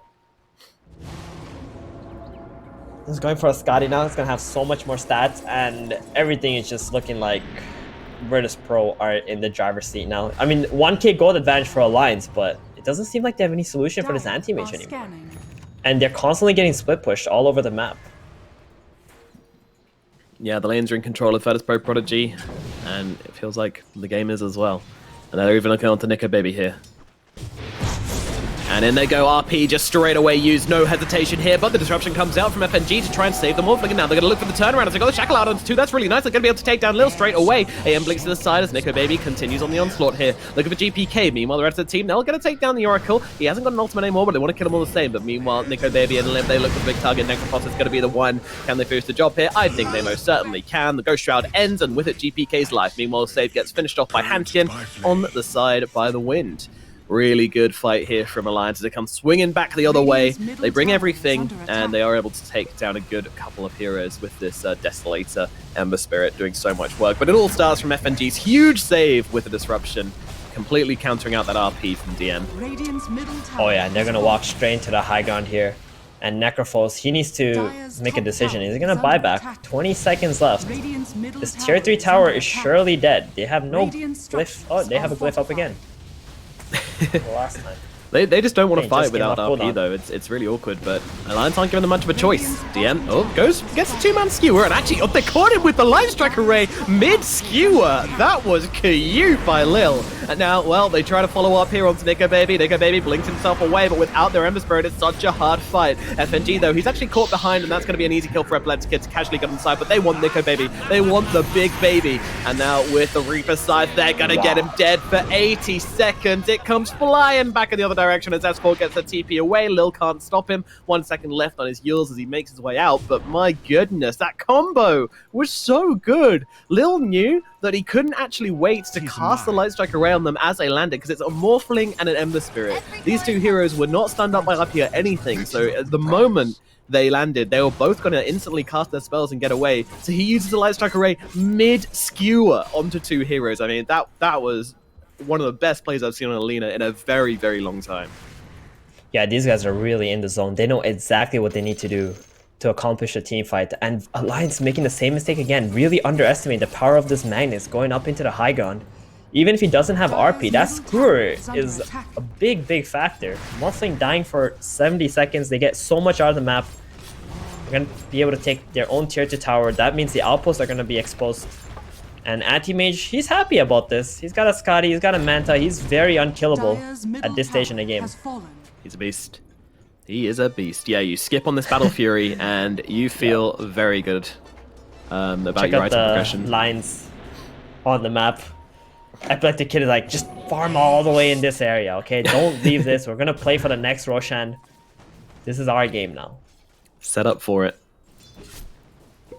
Simple game plan for Virtus Pro Prodigy now. Roshan has actually respawned already. Nice quick one. are scanning. Thank you. Alliance Alliance, actually, they know what's up. They need to get this this cliff dewarded, but Epileptic Kid, he's actually almost blinked forward. Oh, changes his mind at the last second. They see those two heroes wrapping around from the side, so Alliance actually going for a smoke here of their own. They just want to push into the enemy jungle, though. I don't think this is the fight they're looking for, although they kind of need to look for it because Roshan is up. They need to Got do the something. scan on the Roche. They do, but it's a bit of a bait because they're not actually inside Roshan. Save, he's going to plonk down this ward and immediately see two heroes showing. They go down the sentry, and they know immediately what's going on here. I want to die, says Save, after his ward gets immediately dewarded. Doesn't feel great. They're trying to do some outmaneuvering here. They're gonna try to attack the Virtus Pro base while they think Alliance is doing. Sorry, while Virtus Pro is doing Roshan, but Virtus Pro is not even doing Roshan. They're actually just gonna creep skip here. They do have a few creeps left though, and they have Solar Crest available on the bench. This could be a lot of damage onto the buildings. There's Pro Prodigy just holding this triangle. Alliance in a very interesting position. They're wanting to see if anybody comes in and defends this middle lane of creeps. They've got the swap with S4 ready, but no one's making themselves an easy target. They're being way I think this too is over cautious. for Alliance. This is way over for Alliance. Unless they actually swap this anti-mage right now. But they have to worry about the Oracle, the Magnus RP. And in they go. Swap actually comes through onto the end, but immediate blink away. Okay, that wasn't exciting. And now that that's gone, I mean, they're feeling confident to do Roche. That is Pro Prodigy. Yeah. They feel like, right, we've got the knowledge now. We know where they are on the map. We can take this Roshan. If they come from this area, we know we've got the vision advantage, so it's very difficult for Alliance to actually come and fight this. And we're even going to take down that sentry, so just make sure nothing is left to chance. GPK on the front here. Couple of spells being thrown around. No one with the hard commit just yet. It's feeling very, very close. Epileptic Kid, though. He can do this Roche by himself. He absolutely can do this Roche by himself if they just leave him in here. He's got the lifesteal from the Mask of Madness, the Orb of Corruption, sorry, Orb of Destruction helping out as well. One ward left on FNG. Oh no, that ward is getting dewarded. Oh god, Alliance every have single no one. vision. Yeah, they have no vision in this engagement whatsoever. They're essentially fighting blind, and they have to find the Oracle. If Alliance don't find the Oracle, the fight's always gonna be a loss for them, I think. Very tricky. I mean, there's a point where you just give this one up because they have no vision, they can't find the Oracle, they can't find engagement to the fight. Like Virtus Pro Prodigy, every single time, you know, they came up to this cliff here Alliance, they put down a ward, but no, dewarded. Initially, they tried to get one up on this cliff, although it was down here actually, dewarded immediately. They try one more time to get one down here, dewarded. They can try to swap and steal this Aegis, which is a possibility. That's why it's feeling so tense, because Virtus Pro Prodigy are like, we don't actually want to get this Roshan that low, because when we do that, things can get spicy real quick. And I'm not sure they've got the heat tolerance to deal with that. Goodness gracious, such a tense fight the last 2 minutes. Both teams just dangling. Nico Baby hiding behind a solitary tree. S4 not afraid to be a little bit more in the front as Handskin actually jumps forwards onto DM. DM was actually the one who blinked in here trying to look for a target as the shackle comes down to 2. They're going to have to drop the save onto DM, but that's going to allow him to get off the RP onto 3. They're on top of them as well. Where's the follow-up damage though? They're going to be able to take down 2. Maybe S4 still surviving, but the Reaper side's going to take down Nico Baby. DM gets it big. As they look in towards the Ember Spirit as well, Limp trying to blink himself away, but actually Anti-Mage isn't actually that healthy. He needs to stay away from Limp if anything, but no he doesn't. He's going to finish him off and get the kill. Fortune's End follow it up as well. Beautifully done. That is some good Dota 2 coming out from Virtus Pro Prodigy. Lil still trying to chase the last straggler. Handskin, he's going to round himself to the tree. Meanwhile, Epileptic Kid though, he's getting straight into the pit, finishing off Roche, getting that Aegis and that cheese into their hands. Oh my goodness. And a whole bunch of gold.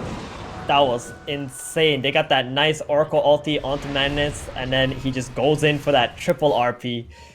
Oh, Alliance, man. This is the problem with their lineup. They got really strong physical damage heroes, but they don't have the team fighting to match Virtus Pro. They don't. And that was so awkward as well, you know, the DM blinks him on the front lines. I thought that was a horrible initiation from him. And then Alliance just start dumping spells on him, but Oracle just says, hey, no, a false promise. He all of a sudden just gets to skew up into the high ground, and just like that gets himself a 3-man RP. there was no element of surprise there. Everything they saw, that Magnus, they knew the Oracle was behind him. They could have Dire's figured it bottom out, but tower is unfortunately, under attack. I mean, they knew it was going to happen. There's nothing they could do at that point. It's just the way the team fight played out. But Dire's DM just bottom realizing tower that, wait a has minute, fallen. I can start this fight. I think he was looking for the RP onto the 2 supports, but it just so ended up that he was able to get it onto more. Tower is under attack. Goodness gracious. Well, if you look at that, I'm looking at Ember Spirit right now. Limpy's trying to get himself away a tiny little bit. Gets not enough. Shockwave cuts him down, and oh my god, the Morphling also in some trouble here. Laguna Blade comes through. He's dead. Oh no! Both the cores of the side of Alliance get taken out. The support's heading the same way as well. Nico Baby, FNG, both down, and they're even dropping the smiley faces in the all chat from Epileptic Kid. He is flexing on this team right now. They take down S4. Virtus Pro Prodigy. They are feeling it right now. They're dropping it in the old chat. They are getting very, very confident. They do need to go back and get this creep wave, but then they can start to push on this high ground. Alliance have fallen so far behind. Oh my goodness. I mean, that was just an Ember Spirit. You know, he's having such a tough game at this point. Handskin, what are you doing? That is not where you want to be right now. The Wind Ranger loses life as well, and now they're up onto the high ground. Dire's middle What's tower happening, has Theban? fallen. What's going on here? What are we watching? Barracks are under attack. well, this is what happens when you don't have a whole lot of team fighting and you make two very crucial mistakes going into the high ground of Virtus Pro Prodigy. You also gave DM Magnus. This man is an absolute beast on this hero. Like, his positioning, his skewers, he's even able to find farm when he's pretty much like the 3rd or 4th position in the lineup. I think Lil even gets more priority than he does in most of these games on Mag. Yeah, for sure, for sure. Lil's the one farming the lanes. Mag will just take a couple of jungle creeps and be happy with it. And in he goes again, looking for Limp. Limp, he's just not allowed to play the game anymore. They do get the disruption out onto the support. Limp's actually going to buy back into this one to try and take this fight, but Epileptic, he's in deep onto Nico. Maybe the Reaper's Life comes down, takes them all for down the engagement for 100 seconds. Has to get some trouble as they jump the backlines, take down FNG. Epileptic gets saved by save, even though he's got an Aegis. They just want to keep him alive all the same. Lil comes in as well, dropping the LSA down onto the Vengeful Spirit. S4's taking another final alliance, still trying to give it their all, still trying to come back into this one. It's only 3 heroes versus 5 though. The numbers are not in their favor. Nothing is in their favor right now. Hanskin tries to make the play with the Ironwood Tree and the Shackle. Doesn't work out. And now DM, he's almost in the fountain, going for the Shockwave Skewer. Doesn't quite pay off for him as Epileptic Kid backs himself away, along with the rest of Virtus Pro Prodigy. They're going to go back and look for the barracks instead. 64 seconds without that Morphling. Oh no. Oh no. It doesn't feel good. And another Abyssal Blade forwards onto Limp. He is just dead again. Limp cannot play this game against this lineup. It's just not possible. Epileptic Kid continuously finds him. Alliance, I think they've just been eliminated. And there it is. The GG's come out. They've done it. Virtus Pro Prodigy take down Alliance in a very tidy 2-game series. Wow. I mean, what a performance from this team. We knew they had it in them, but I didn't expect it to be this good. But man, they destroyed them. Oh, destroyed. Man, that really sucks for Alliance. I was expecting so much more from them, but Me too. the way that they rammed their heads into the high ground, it was just so awkward and not really respecting the potential of VP Prodigy's fights. I think they could have actually out-farmed VP Prodigy and contained them a little bit more. But now we get to see a really interesting matchup with VP Prodigy versus Secret. You know, these guys are a wild card. Anything can happen. So let's see if they can match up against the big Titan. Yeah, this is what we wanted, to be fair. This is the matchup we wanted. Virtus Pro Prodigy, you know, they're the young, unpredictable wild card. If anybody's going to take down Secret, it's going to be these guys, at least in this event, because these are unpredictable. New talent, you know, maybe with the momentum they've got coming into this game. Yeah, you can see this young team, they've got so much momentum behind them now. They are absolutely in the correct mindset to pull off a huge upset here. They're dropping smileys in the old chat. I'm not saying it's likely, but I'm certainly saying it's possible. So get excited for the grand finals. Alliance, though, you know, it really didn't fall in their favor today. I think there was some maybe issues to sort out in this team. From your perspective, what do you think the main things which Alliance need to work on from this series? I think they got a little bit too flustered after game number 1. They just have to, you know, work on their ideas of the balance in the drafts. how much team fighting you want, how much fighting you want, and just try to play that control game. That's what every other team is doing right now. This like ramming your head into the high ground early game or mid game is just not a real thing anymore. So, I think we're not prepared today to fight up against VP Prodigy. They weren't.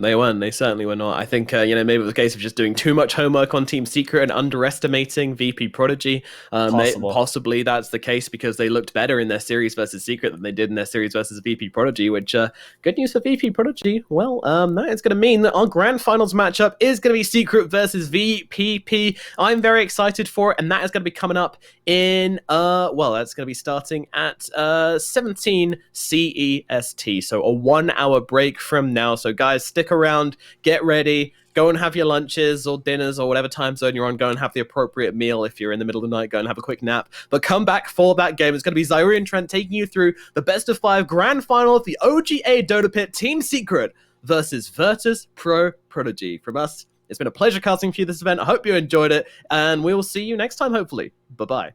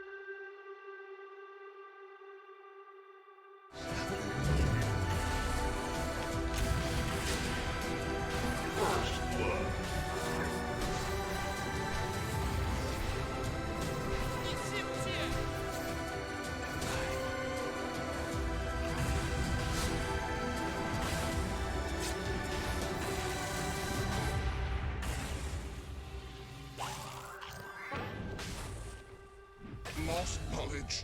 Lost.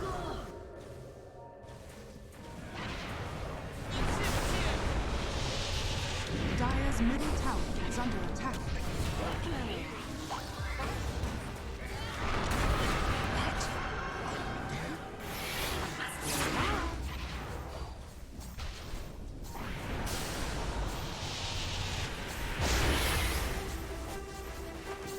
Anti-venom. Radiant's bottom tower has fallen.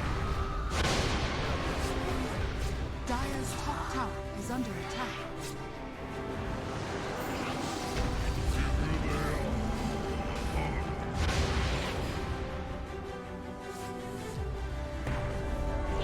Radiant's bottom tower is under attack.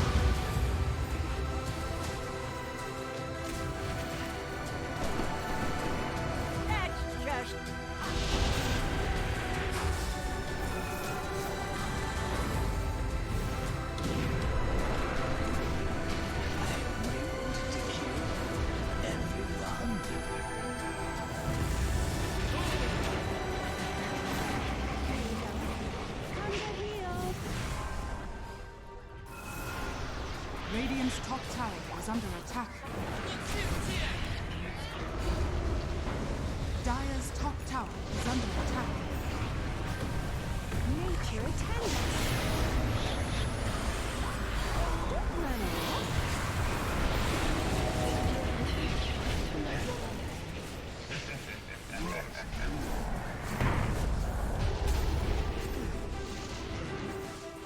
Death of a fawn.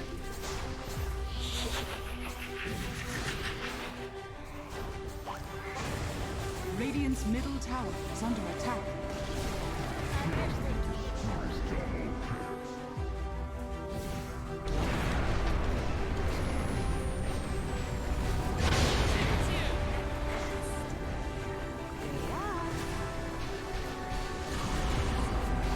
Come on, Sprite. Radiant's bottom tower is under attack. Dire's structures are fortified.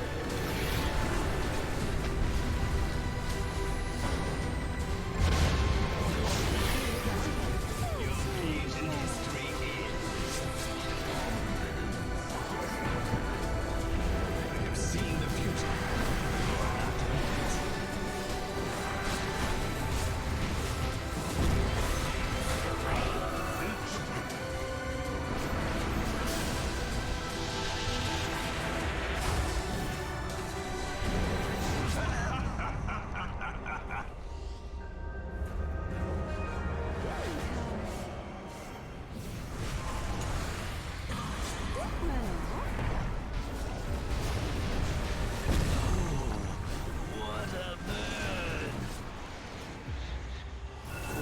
A gift from the tempest of Dire's bottom tower is under attack.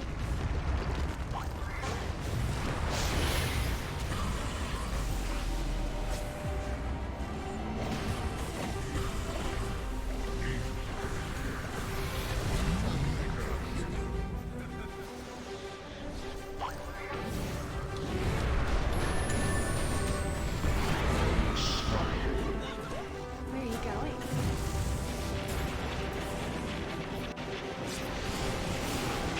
Come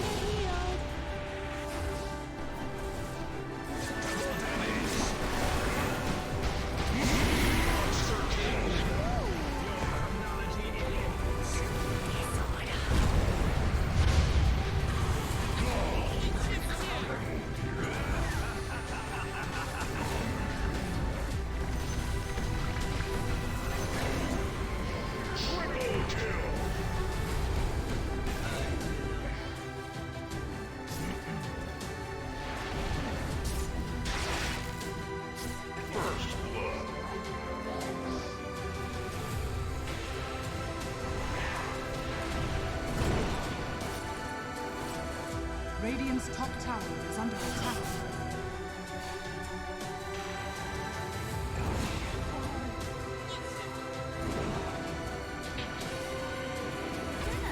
Radiant's bottom tower is under attack.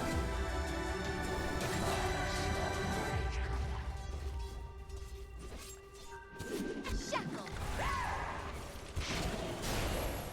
I was wrong about Radiant's top tower is under attack. Better to burn out than fade away. would appear to narrow my options a great deal.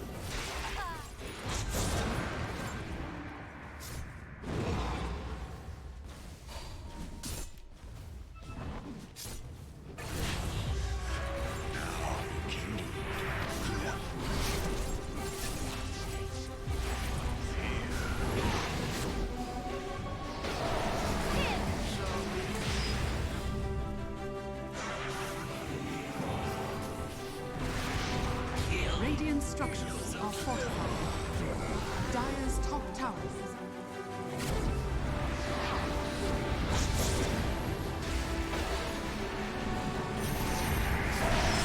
Radiant's top tower is under attack.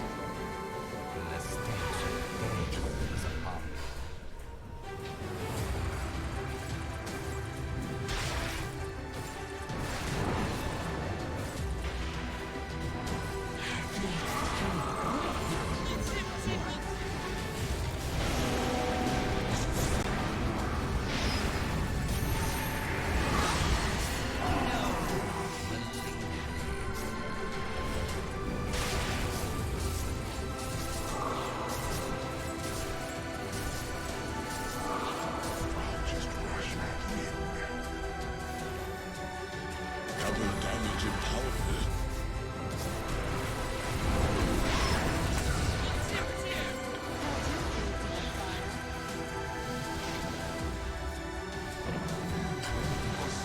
Tower is under attack.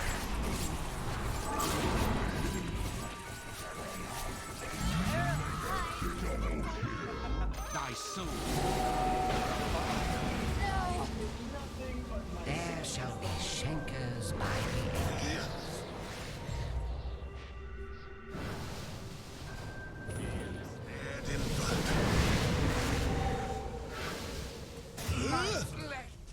It's too late. I've seen.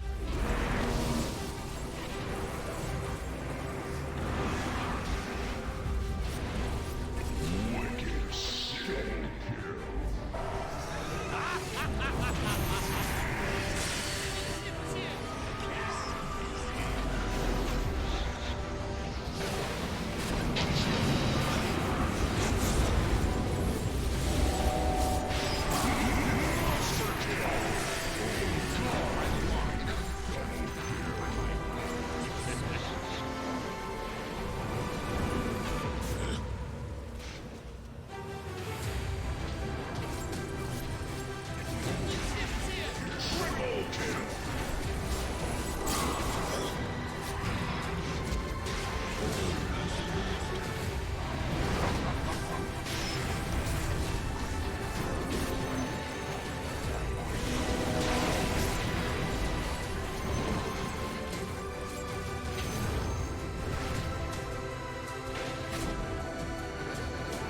Dire's middle tower.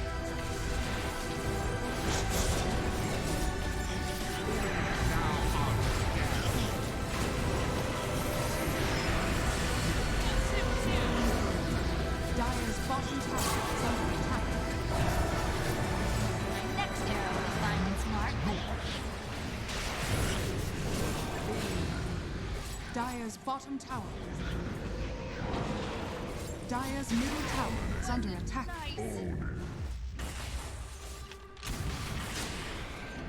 First blood.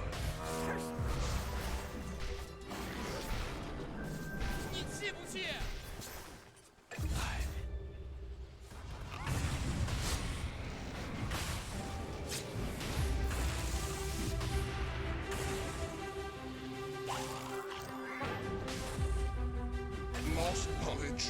Lost.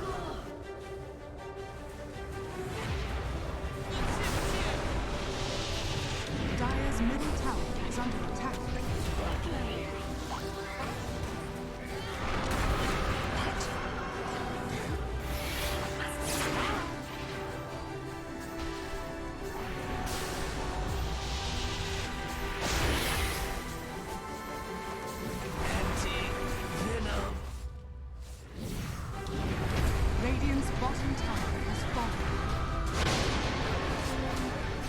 Dire's top tower is under attack.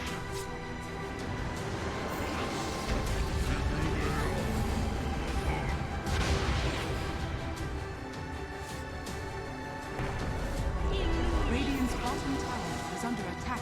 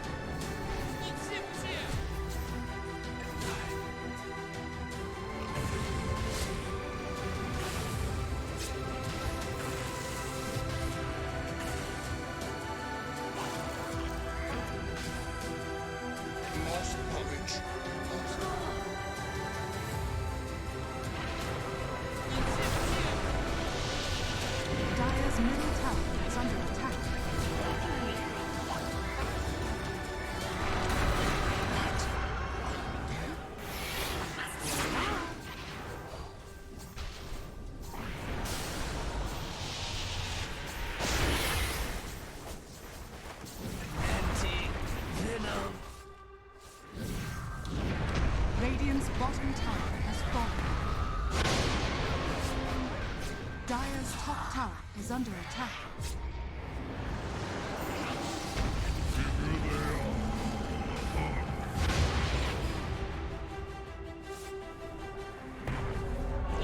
Radiant's bottom tower is under attack.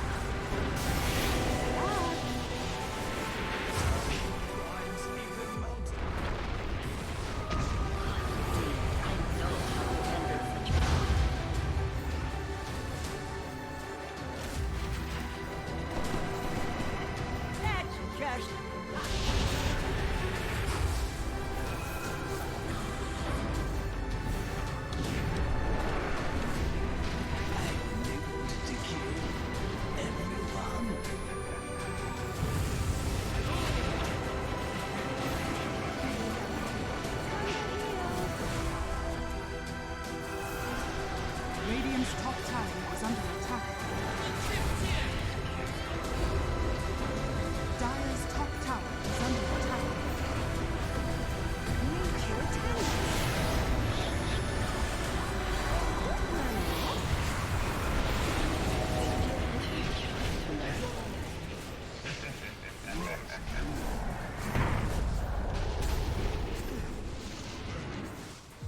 Death of a fawn.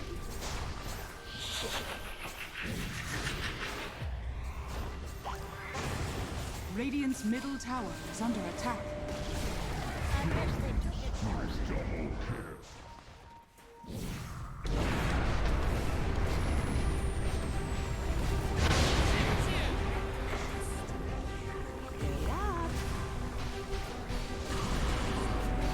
Come on, Sprite. Radiant's bottom tower is under attack. Dire's structures are fortified.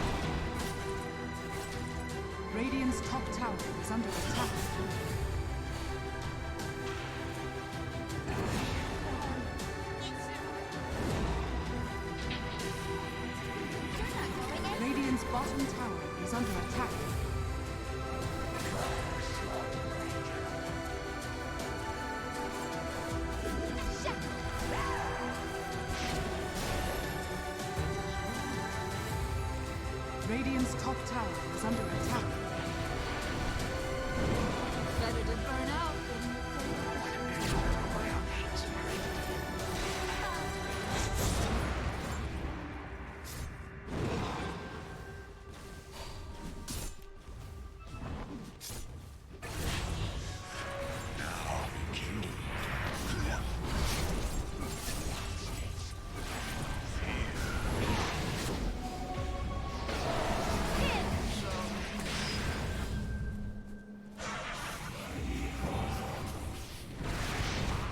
Radiant structures are fortified.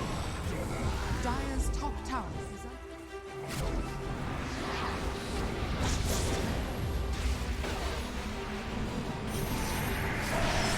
Radiant's top tower is under attack.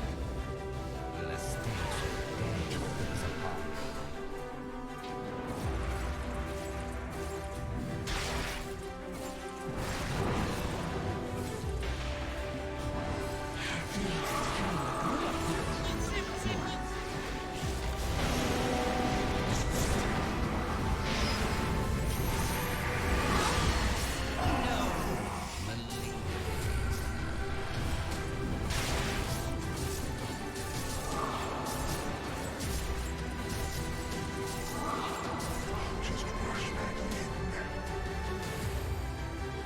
Double damage and powerful.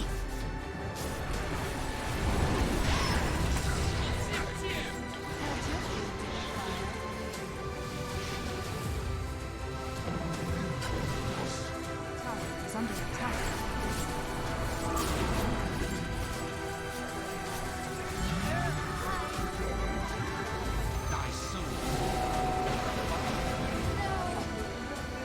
There shall be shankers by the end.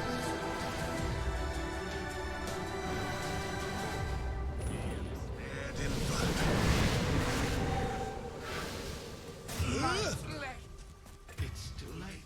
I've seen.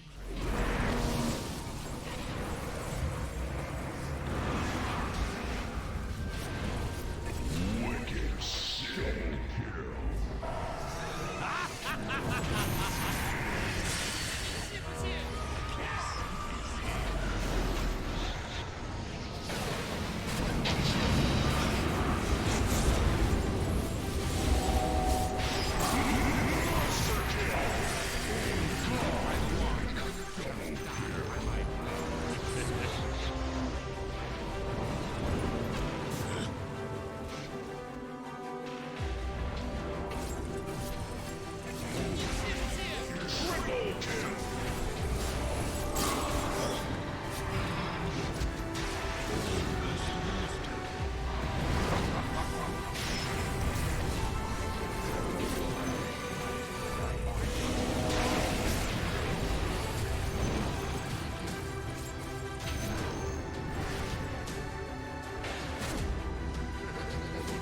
Dire's middle tower.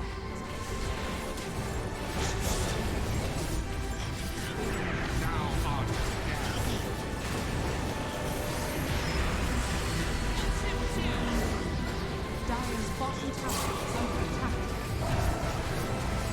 next arrow will find its mark. Dire's bottom tower. Dire's middle tower is under attack.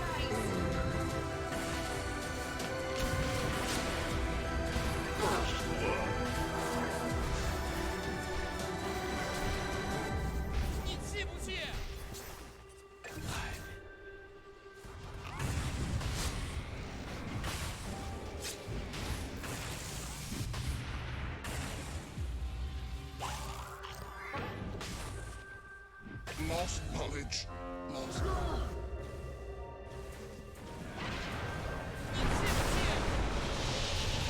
Dire's middle tower is under attack.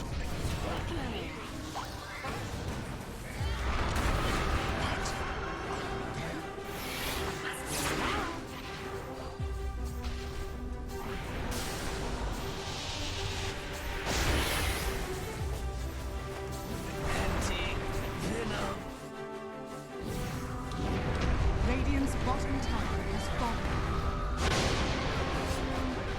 Dire's top tower is under attack.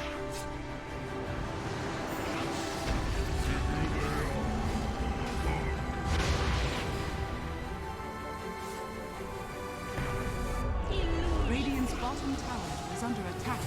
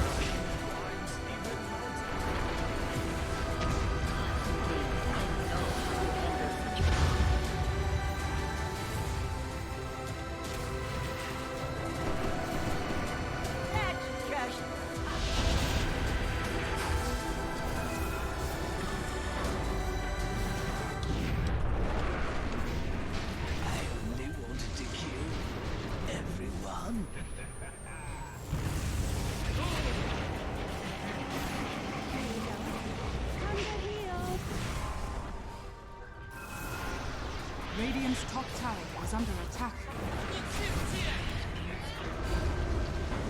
Dire's top tower is under attack. Nature attends.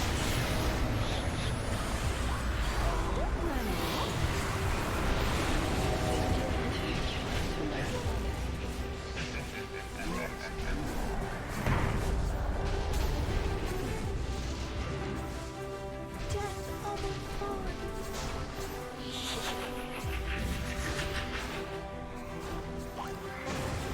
Radiant's middle tower is under attack.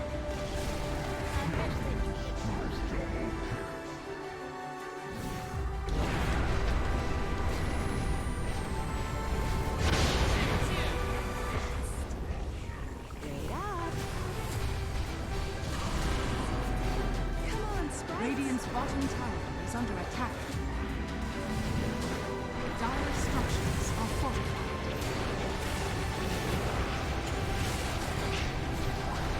Don't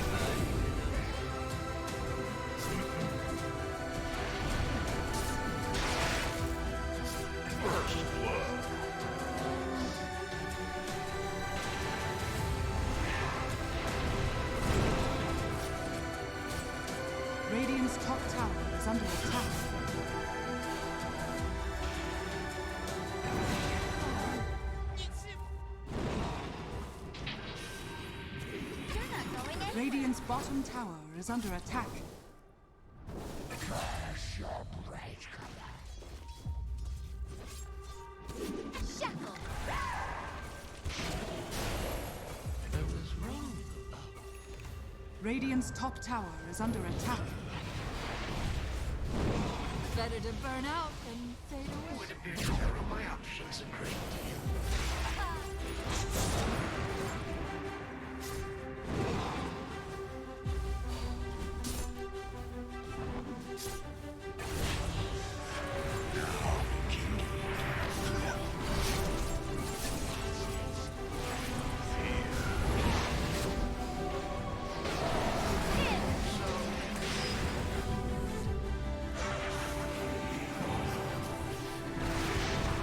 Radiant structures are fortified. Dire's top tower is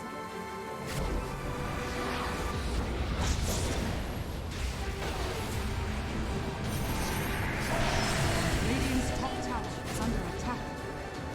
Less things apart.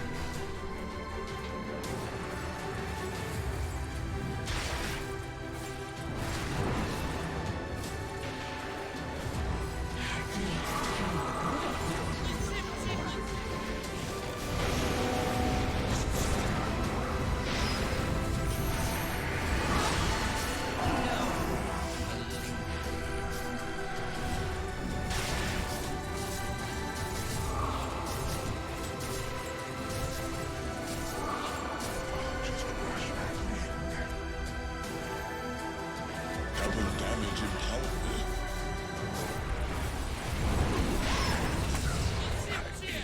Held your food to the fire.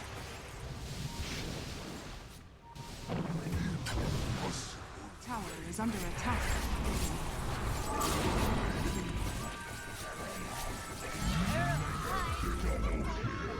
Thy soul.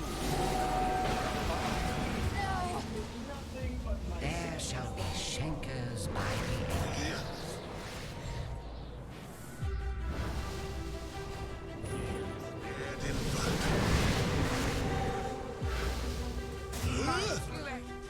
It's too late, I see.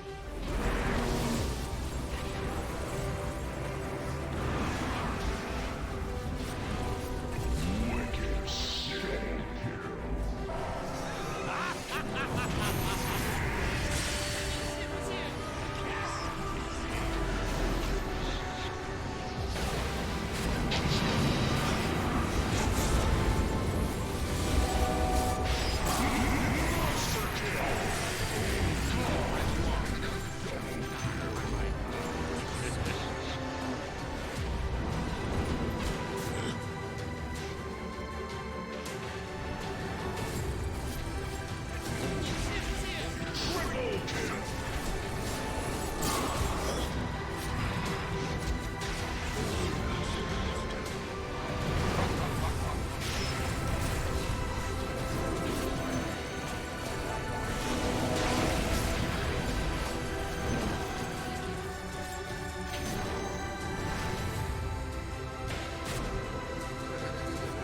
Dire's middle tower.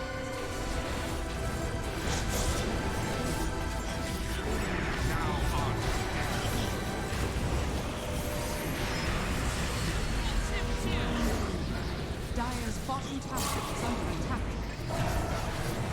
My next arrow will find its mark. Dire's bottom tower. Dire's middle tower is under attack.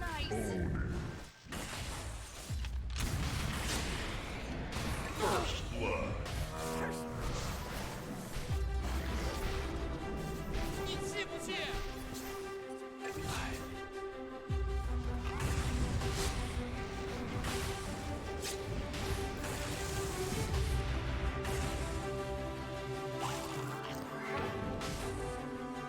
Lost knowledge. Lost.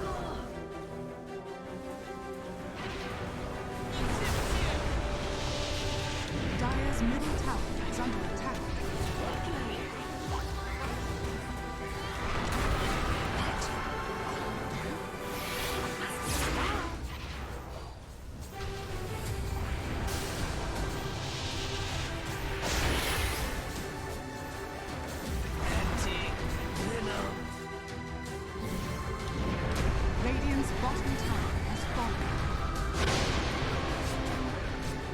Dire's top tower is under attack.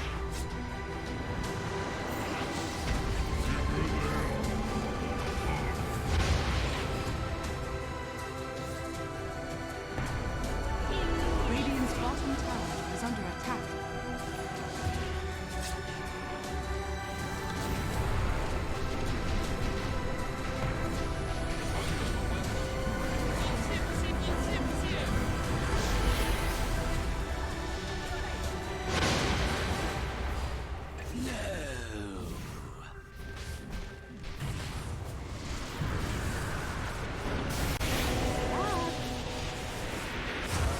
Climbs even mountains.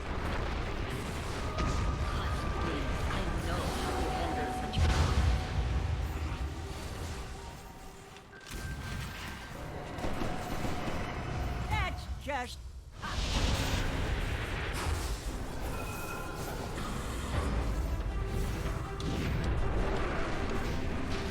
only wanted to kill everyone.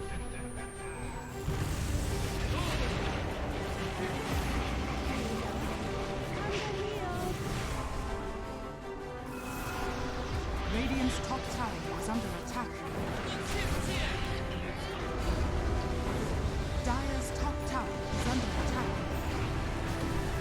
Nature attends.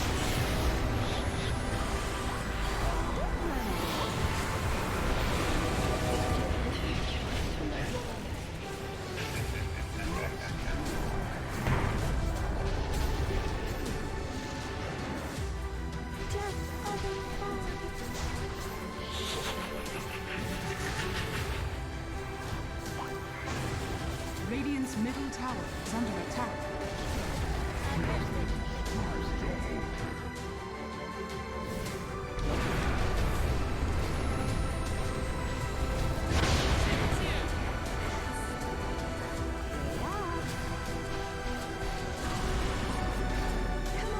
Radiant's bottom tower is under attack.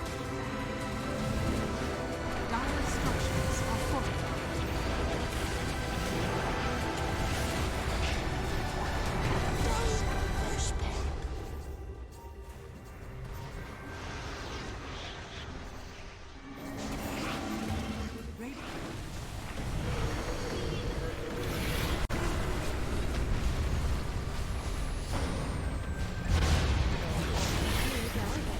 Your page in history ends. I have seen the future. You are not it.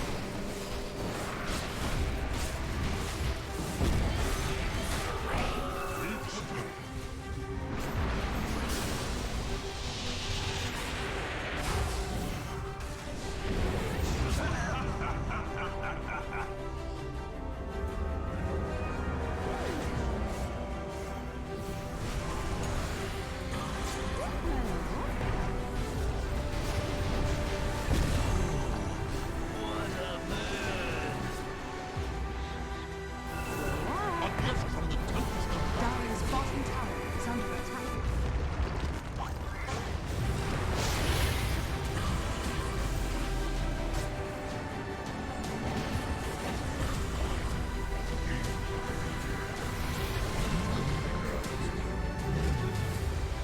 Ladies and gentlemen, boys and girls, welcome back to the OGA Dota Pit Season 3. Trent, it's the conclusion of Europe and CIS. The best of 5 grand finals is ahead of us. Secret versus Virtus Pro Prodigy. Had a nice hour break for VPP to get some rest, maybe get a little snack after that epic lower bracket finals against Alliance. And now they've got the big dog. They're going to face off again against Secret. Trent, I was looking at the stats this morning. This is the one team that took one game off Secret in this event. Does that mean this finals will not be a 3-0? Oh, I don't know. Do you bet against the trend, as it were? You know?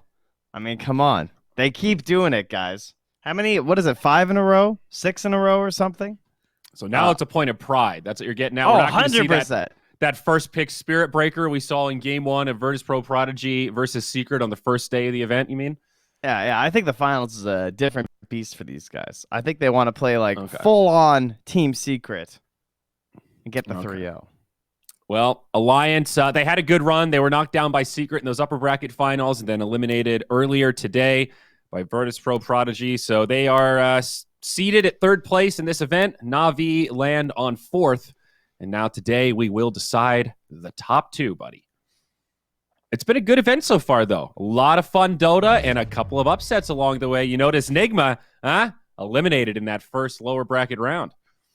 I mean, this is where it all started, right? For VP Prodigy was they took that first game versus that, as you mentioned, first pick Spirit Breaker. That's where it all started. And we're like, whoa, VP Prodigy, who are these guys? And then they lost 2 games and they got sent down. And we're like, oh, okay, well, good luck, VP Prodigy. And then they beat Nigma. They beat Liquid. They beat Na'Vi. They beat Alliance. They had to run the full run of the course. Yes, they have. Here we are. Yeah, VP Prodigy have honestly looked pretty darn good, though. Even that series against Secret, the second 2 games didn't go nearly as well. They had a game plan, right? They had some moments. It wasn't just a 20-minute rollover, as we've seen in some of these matches where Secret's playing against less formidable opponents. So I've got a little bit of hope for VP Prodigy maybe taking a game in this series, but 5-1 underdogs in this best of 5, Trent. I looked at the numbers before we went live. I think that's fair. 5-1. I mean, it's Secret. It sounds crazy, but at the same time, I kind of get it. Well, here we are, bud. Is Puppy going to first pick Magnus? That is the question burning into my brain right now. Well, VP Prodigy also play a mean Magnus, of course. I mean, when we saw it for Secret, it was for Puppy, as you're saying. He actually ended up playing it. Yes. But VP Prodigy just had a hell of a game from DM on that Mag, too. And we know that they're very willing to take it first, too, with that Lina, as they did all 3 games versus Na'Vi. Okay. Well, first pick will go the way of Virtus Pro Prodigy, and they have decided on the Magnus. So, there you go. Now, by that same logic, of course, one would think that with Secret banning out the Ench and the Phoenix, they likely knew that this would be the case. One would I'm sure think. they're... Yeah. We've seen Magnus first banned in the majority of games, I'd say. Right up there with the Wisp and Phoenix. Mag, I mean, heroes that Mag does not like. Laning versus Troll. Team fights versus Winter Wyvern. Fighting against Dispel can be kind of bad, but the Ench is already gone. Just because, like, taking off the Empower. Not even fighting, I guess. More like a laning issue, generally. Vengeful Spirit now, the opener for Secret, and a quick entrance into the Lina, as you mentioned. Yeah. And, of course, since they don't have first, or they took first pick, they will not have last pick. So, picking up a couple cores here. That one play where Lil... So... they didn't have RP up, and so they skewered a Morph and an Ember. And in the skewer time, because there was no RP, Lil hit the LSA. So that way they couldn't just like waveform or like remnant out at the end of the skewer. You know what I mean? Damn, the moving LSA connection. Yeah. That's impressive. It was filthy. It's like the only way you get that kill. Unless you somehow perfectly frame time it at the end of the skewer, which is just as unlikely, I would say. Yeah. So, all right. Pretty what's solid it going combo to be, for these Secret? guys. What do we want to pair with the Venge? Obviously, no Drow Ranger, banned out by VP Prodigy. That's the first thing I think of when I see a Venge opener like this. Where are we going?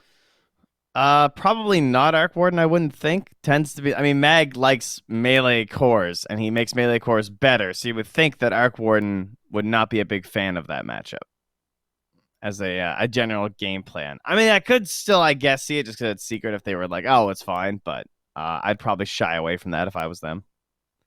And that last game, VP Prodigy did go for the Anti-Mage to pair with the Magnus. And Secret, go back and look at the data and say, all right, Faceless Void, this is a good catch-all position one. Counters some of these more wily position ones that might want to pair up with the Magnus. You know, your PA, a good tool against the Troll that could possibly come out alongside the Magnus also. Yeah, not one we get like all too often, I feel like, with Secret. No, not really. But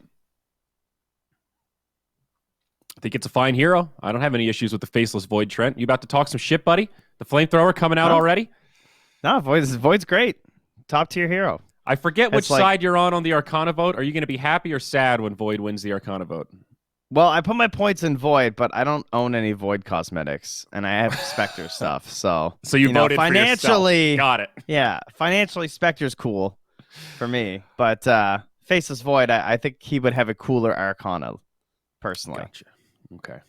Yeah, no face. Plenty of memes there. Pugna, the first ban for Secret. Very good hero against the Faceless Void. Decrypt, pretty annoying into the Chrono. And VP Prodigy, they take out Rubik and Beastmaster so far.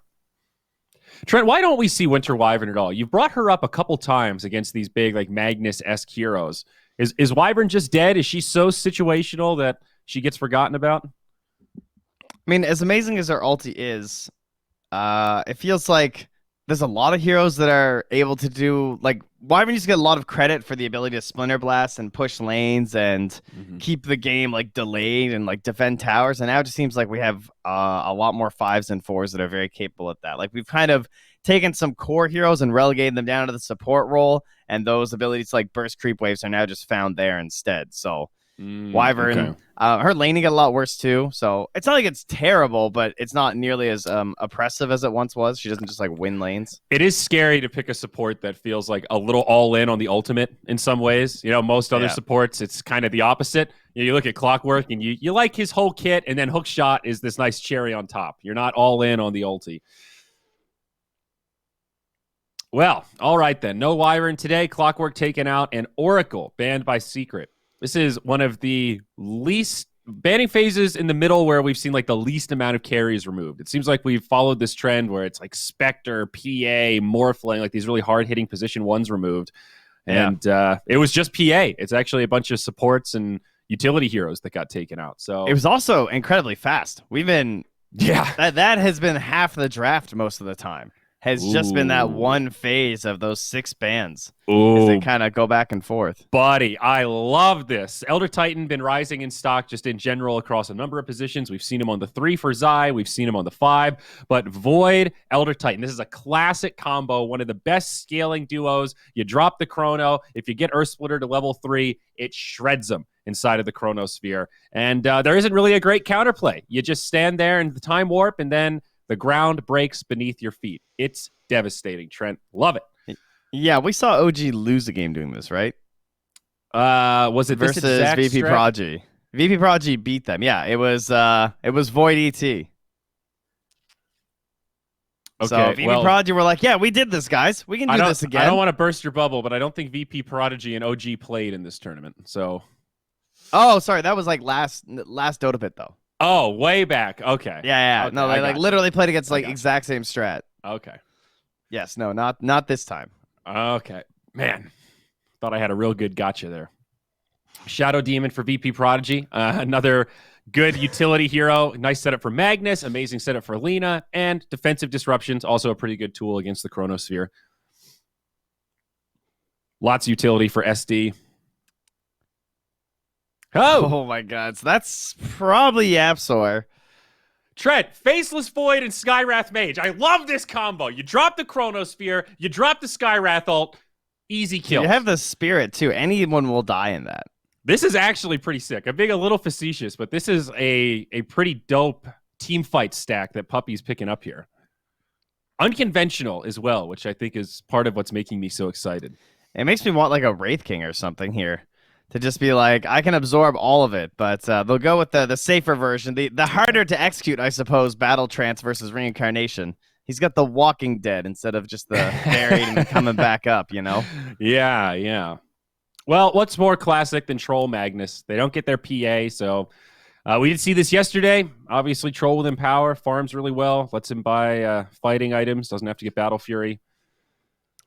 I wonder why I Troll over Sven. Probably the lane.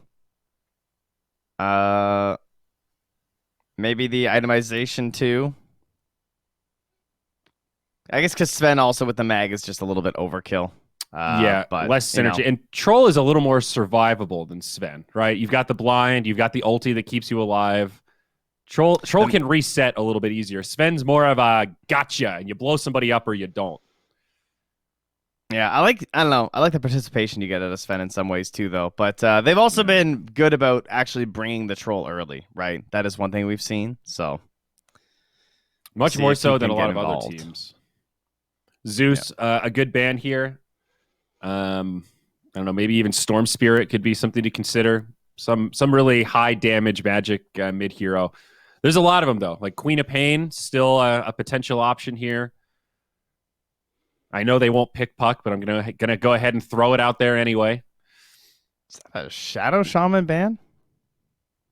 Yeah, I'm not sure what's going on with that. I guess Puppy thinking That's a bit of a wild one. I mean, it's a it could have been like Corlina. a decent 4, yeah. I mean, that's completely viable. Well, And remember, then Trent, Little we did Heroes. see a game 2 days ago, I think, when it was Shadow Shaman versus Void, and as the game goes on, that gets a little weird. Shadow Shaman gets a lot of range, especially if he gets like Blink Aether, and it's a counterplay to the Void. Yeah. Hex Shackle. Oh, Invoker would have been really nice too. Those are two excellent bans, Zeus and Invoker. You know, Dude. one guy. I mean, they both have the damage. Like the Cataclysm would have been actually the biggest wombo combo I've seen in a long time if they brought that into this mix too. That's also what Yes. VP Prodigy played the last time they did Void ET. So Yeah.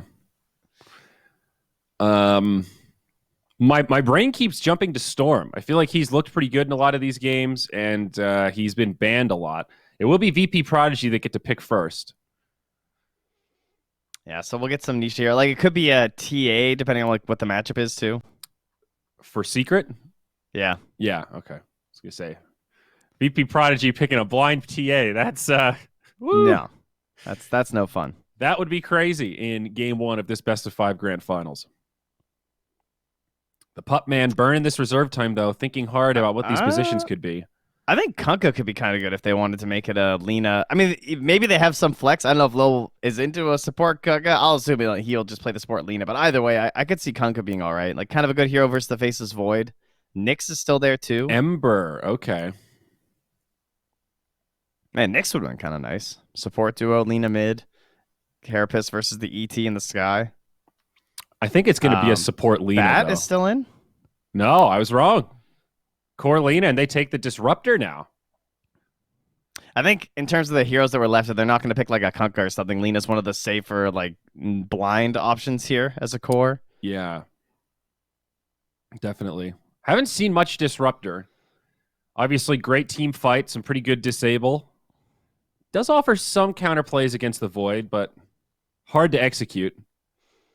It just lets you commit off of the smallest stun into killing the Void. Ooh, And yeah. good call there, buddy. TA picked up for Secret.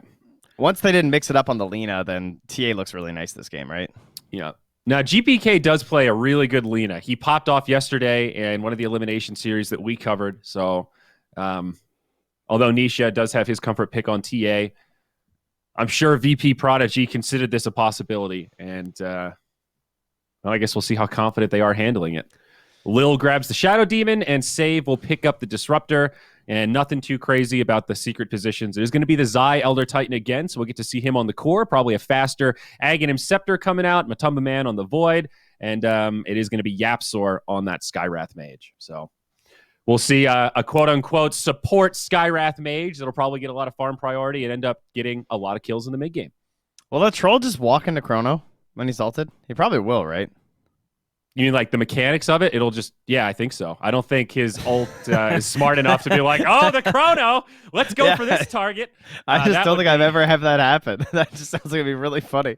I'm envisioning Puppy doing some sort of a swap that just puts him next to a Chrono and he just walks into it. What is the mechanic? Is it just, it chases the closest hero? Is it just closest? So it will change targets. Like if you swap, he'll start going on the Venge who swaps in. He doesn't chase the target that Venge swapped. Yeah, actually, I haven't looked at the specifics of it in a long time. To check it, I forget exactly how the AI works. It always looks like continuously closest attack hero. the closest enemy unit within 900 range, prioritizing heroes. Okay, so And Venge that's swap, he just starts killing Venge immediately. Yeah. Gotcha. So yeah, stands to reason you can run him into the Chrono. Why not, buddy? Sounds fantastic. Well, game number 1. When cast while already attacking a target, the buffed hero sticks to that target, even if it is Roshan, a building, a ward, or an ally. Ah, that must be with the Aghanims. Oh. Oh, maybe it probably counts for him too if he's like Roshan, I guess. Yeah, that makes sense. Troll can still use abilities while affected by battle trance. Troll can still be killed with Axe's Culling Blade. That's good to know. Yes. Yeah. Thanks, I mean, we Tooltip. got to make sure Axe can go through everything, you know. Yeah, he's the true trump card. Does it cut through actually everything? What about Eon Disc? Does that save you from Axe? he can't dunk you while Eon. I guess you're never going to be at the threshold, right? Yeah, okay. He that's a dumb can one. if the threshold's there. Well, depending like if you pull it out of your backpack or something, right? Oh, okay, yeah, I guess that's true. If you like complete it when you're on low HP. Yeah, it's always just the threshold. Gotcha. I wish we saw more Axe. He is definitely one of my favorite offlane heroes to watch. Oh, we've gotten quite a bit lately. Yeah, I know. He's He's been fairly rising popular. into stock, but he's still just... I like him, man. We haven't cast a single Axe game this tournament. So what now? Oh, all right, fair.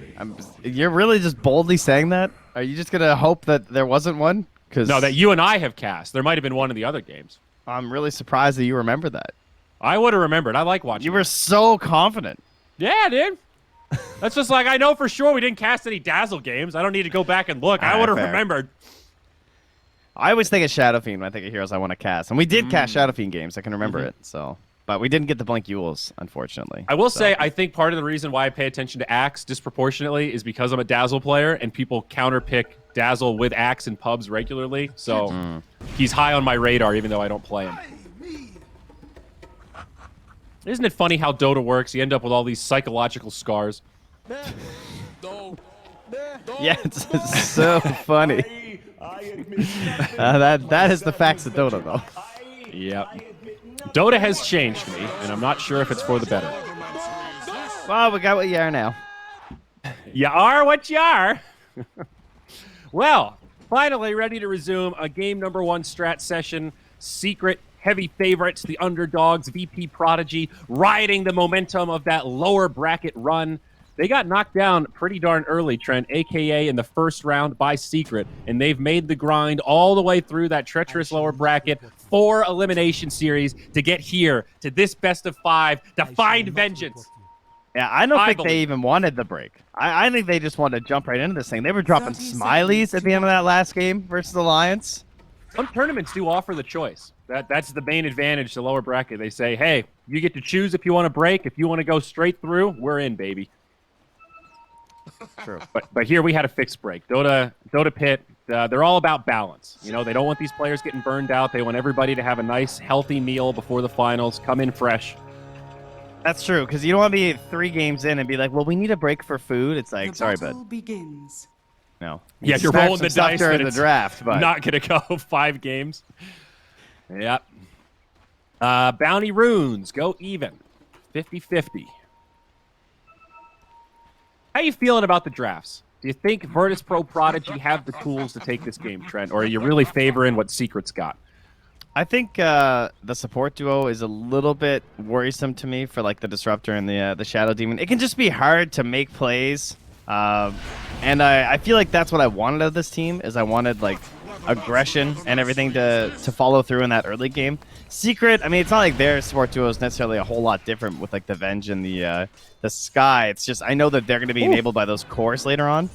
To me, Virtus Pro Prodigy is like all in on GPK's game and like his rotations through the early game. Nisha almost lost his courier there. It was a little close. Would have been a nice win for GPK. Yeah, I would agree. A lot of pressure on this Lina.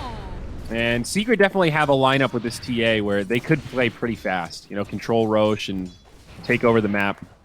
They have done slightly different side lanes, though. Zai's actually in the safe lane on this position 3 Elder Titan, which means down bottom is where Matumba Man's going to be farming alongside Yapzor.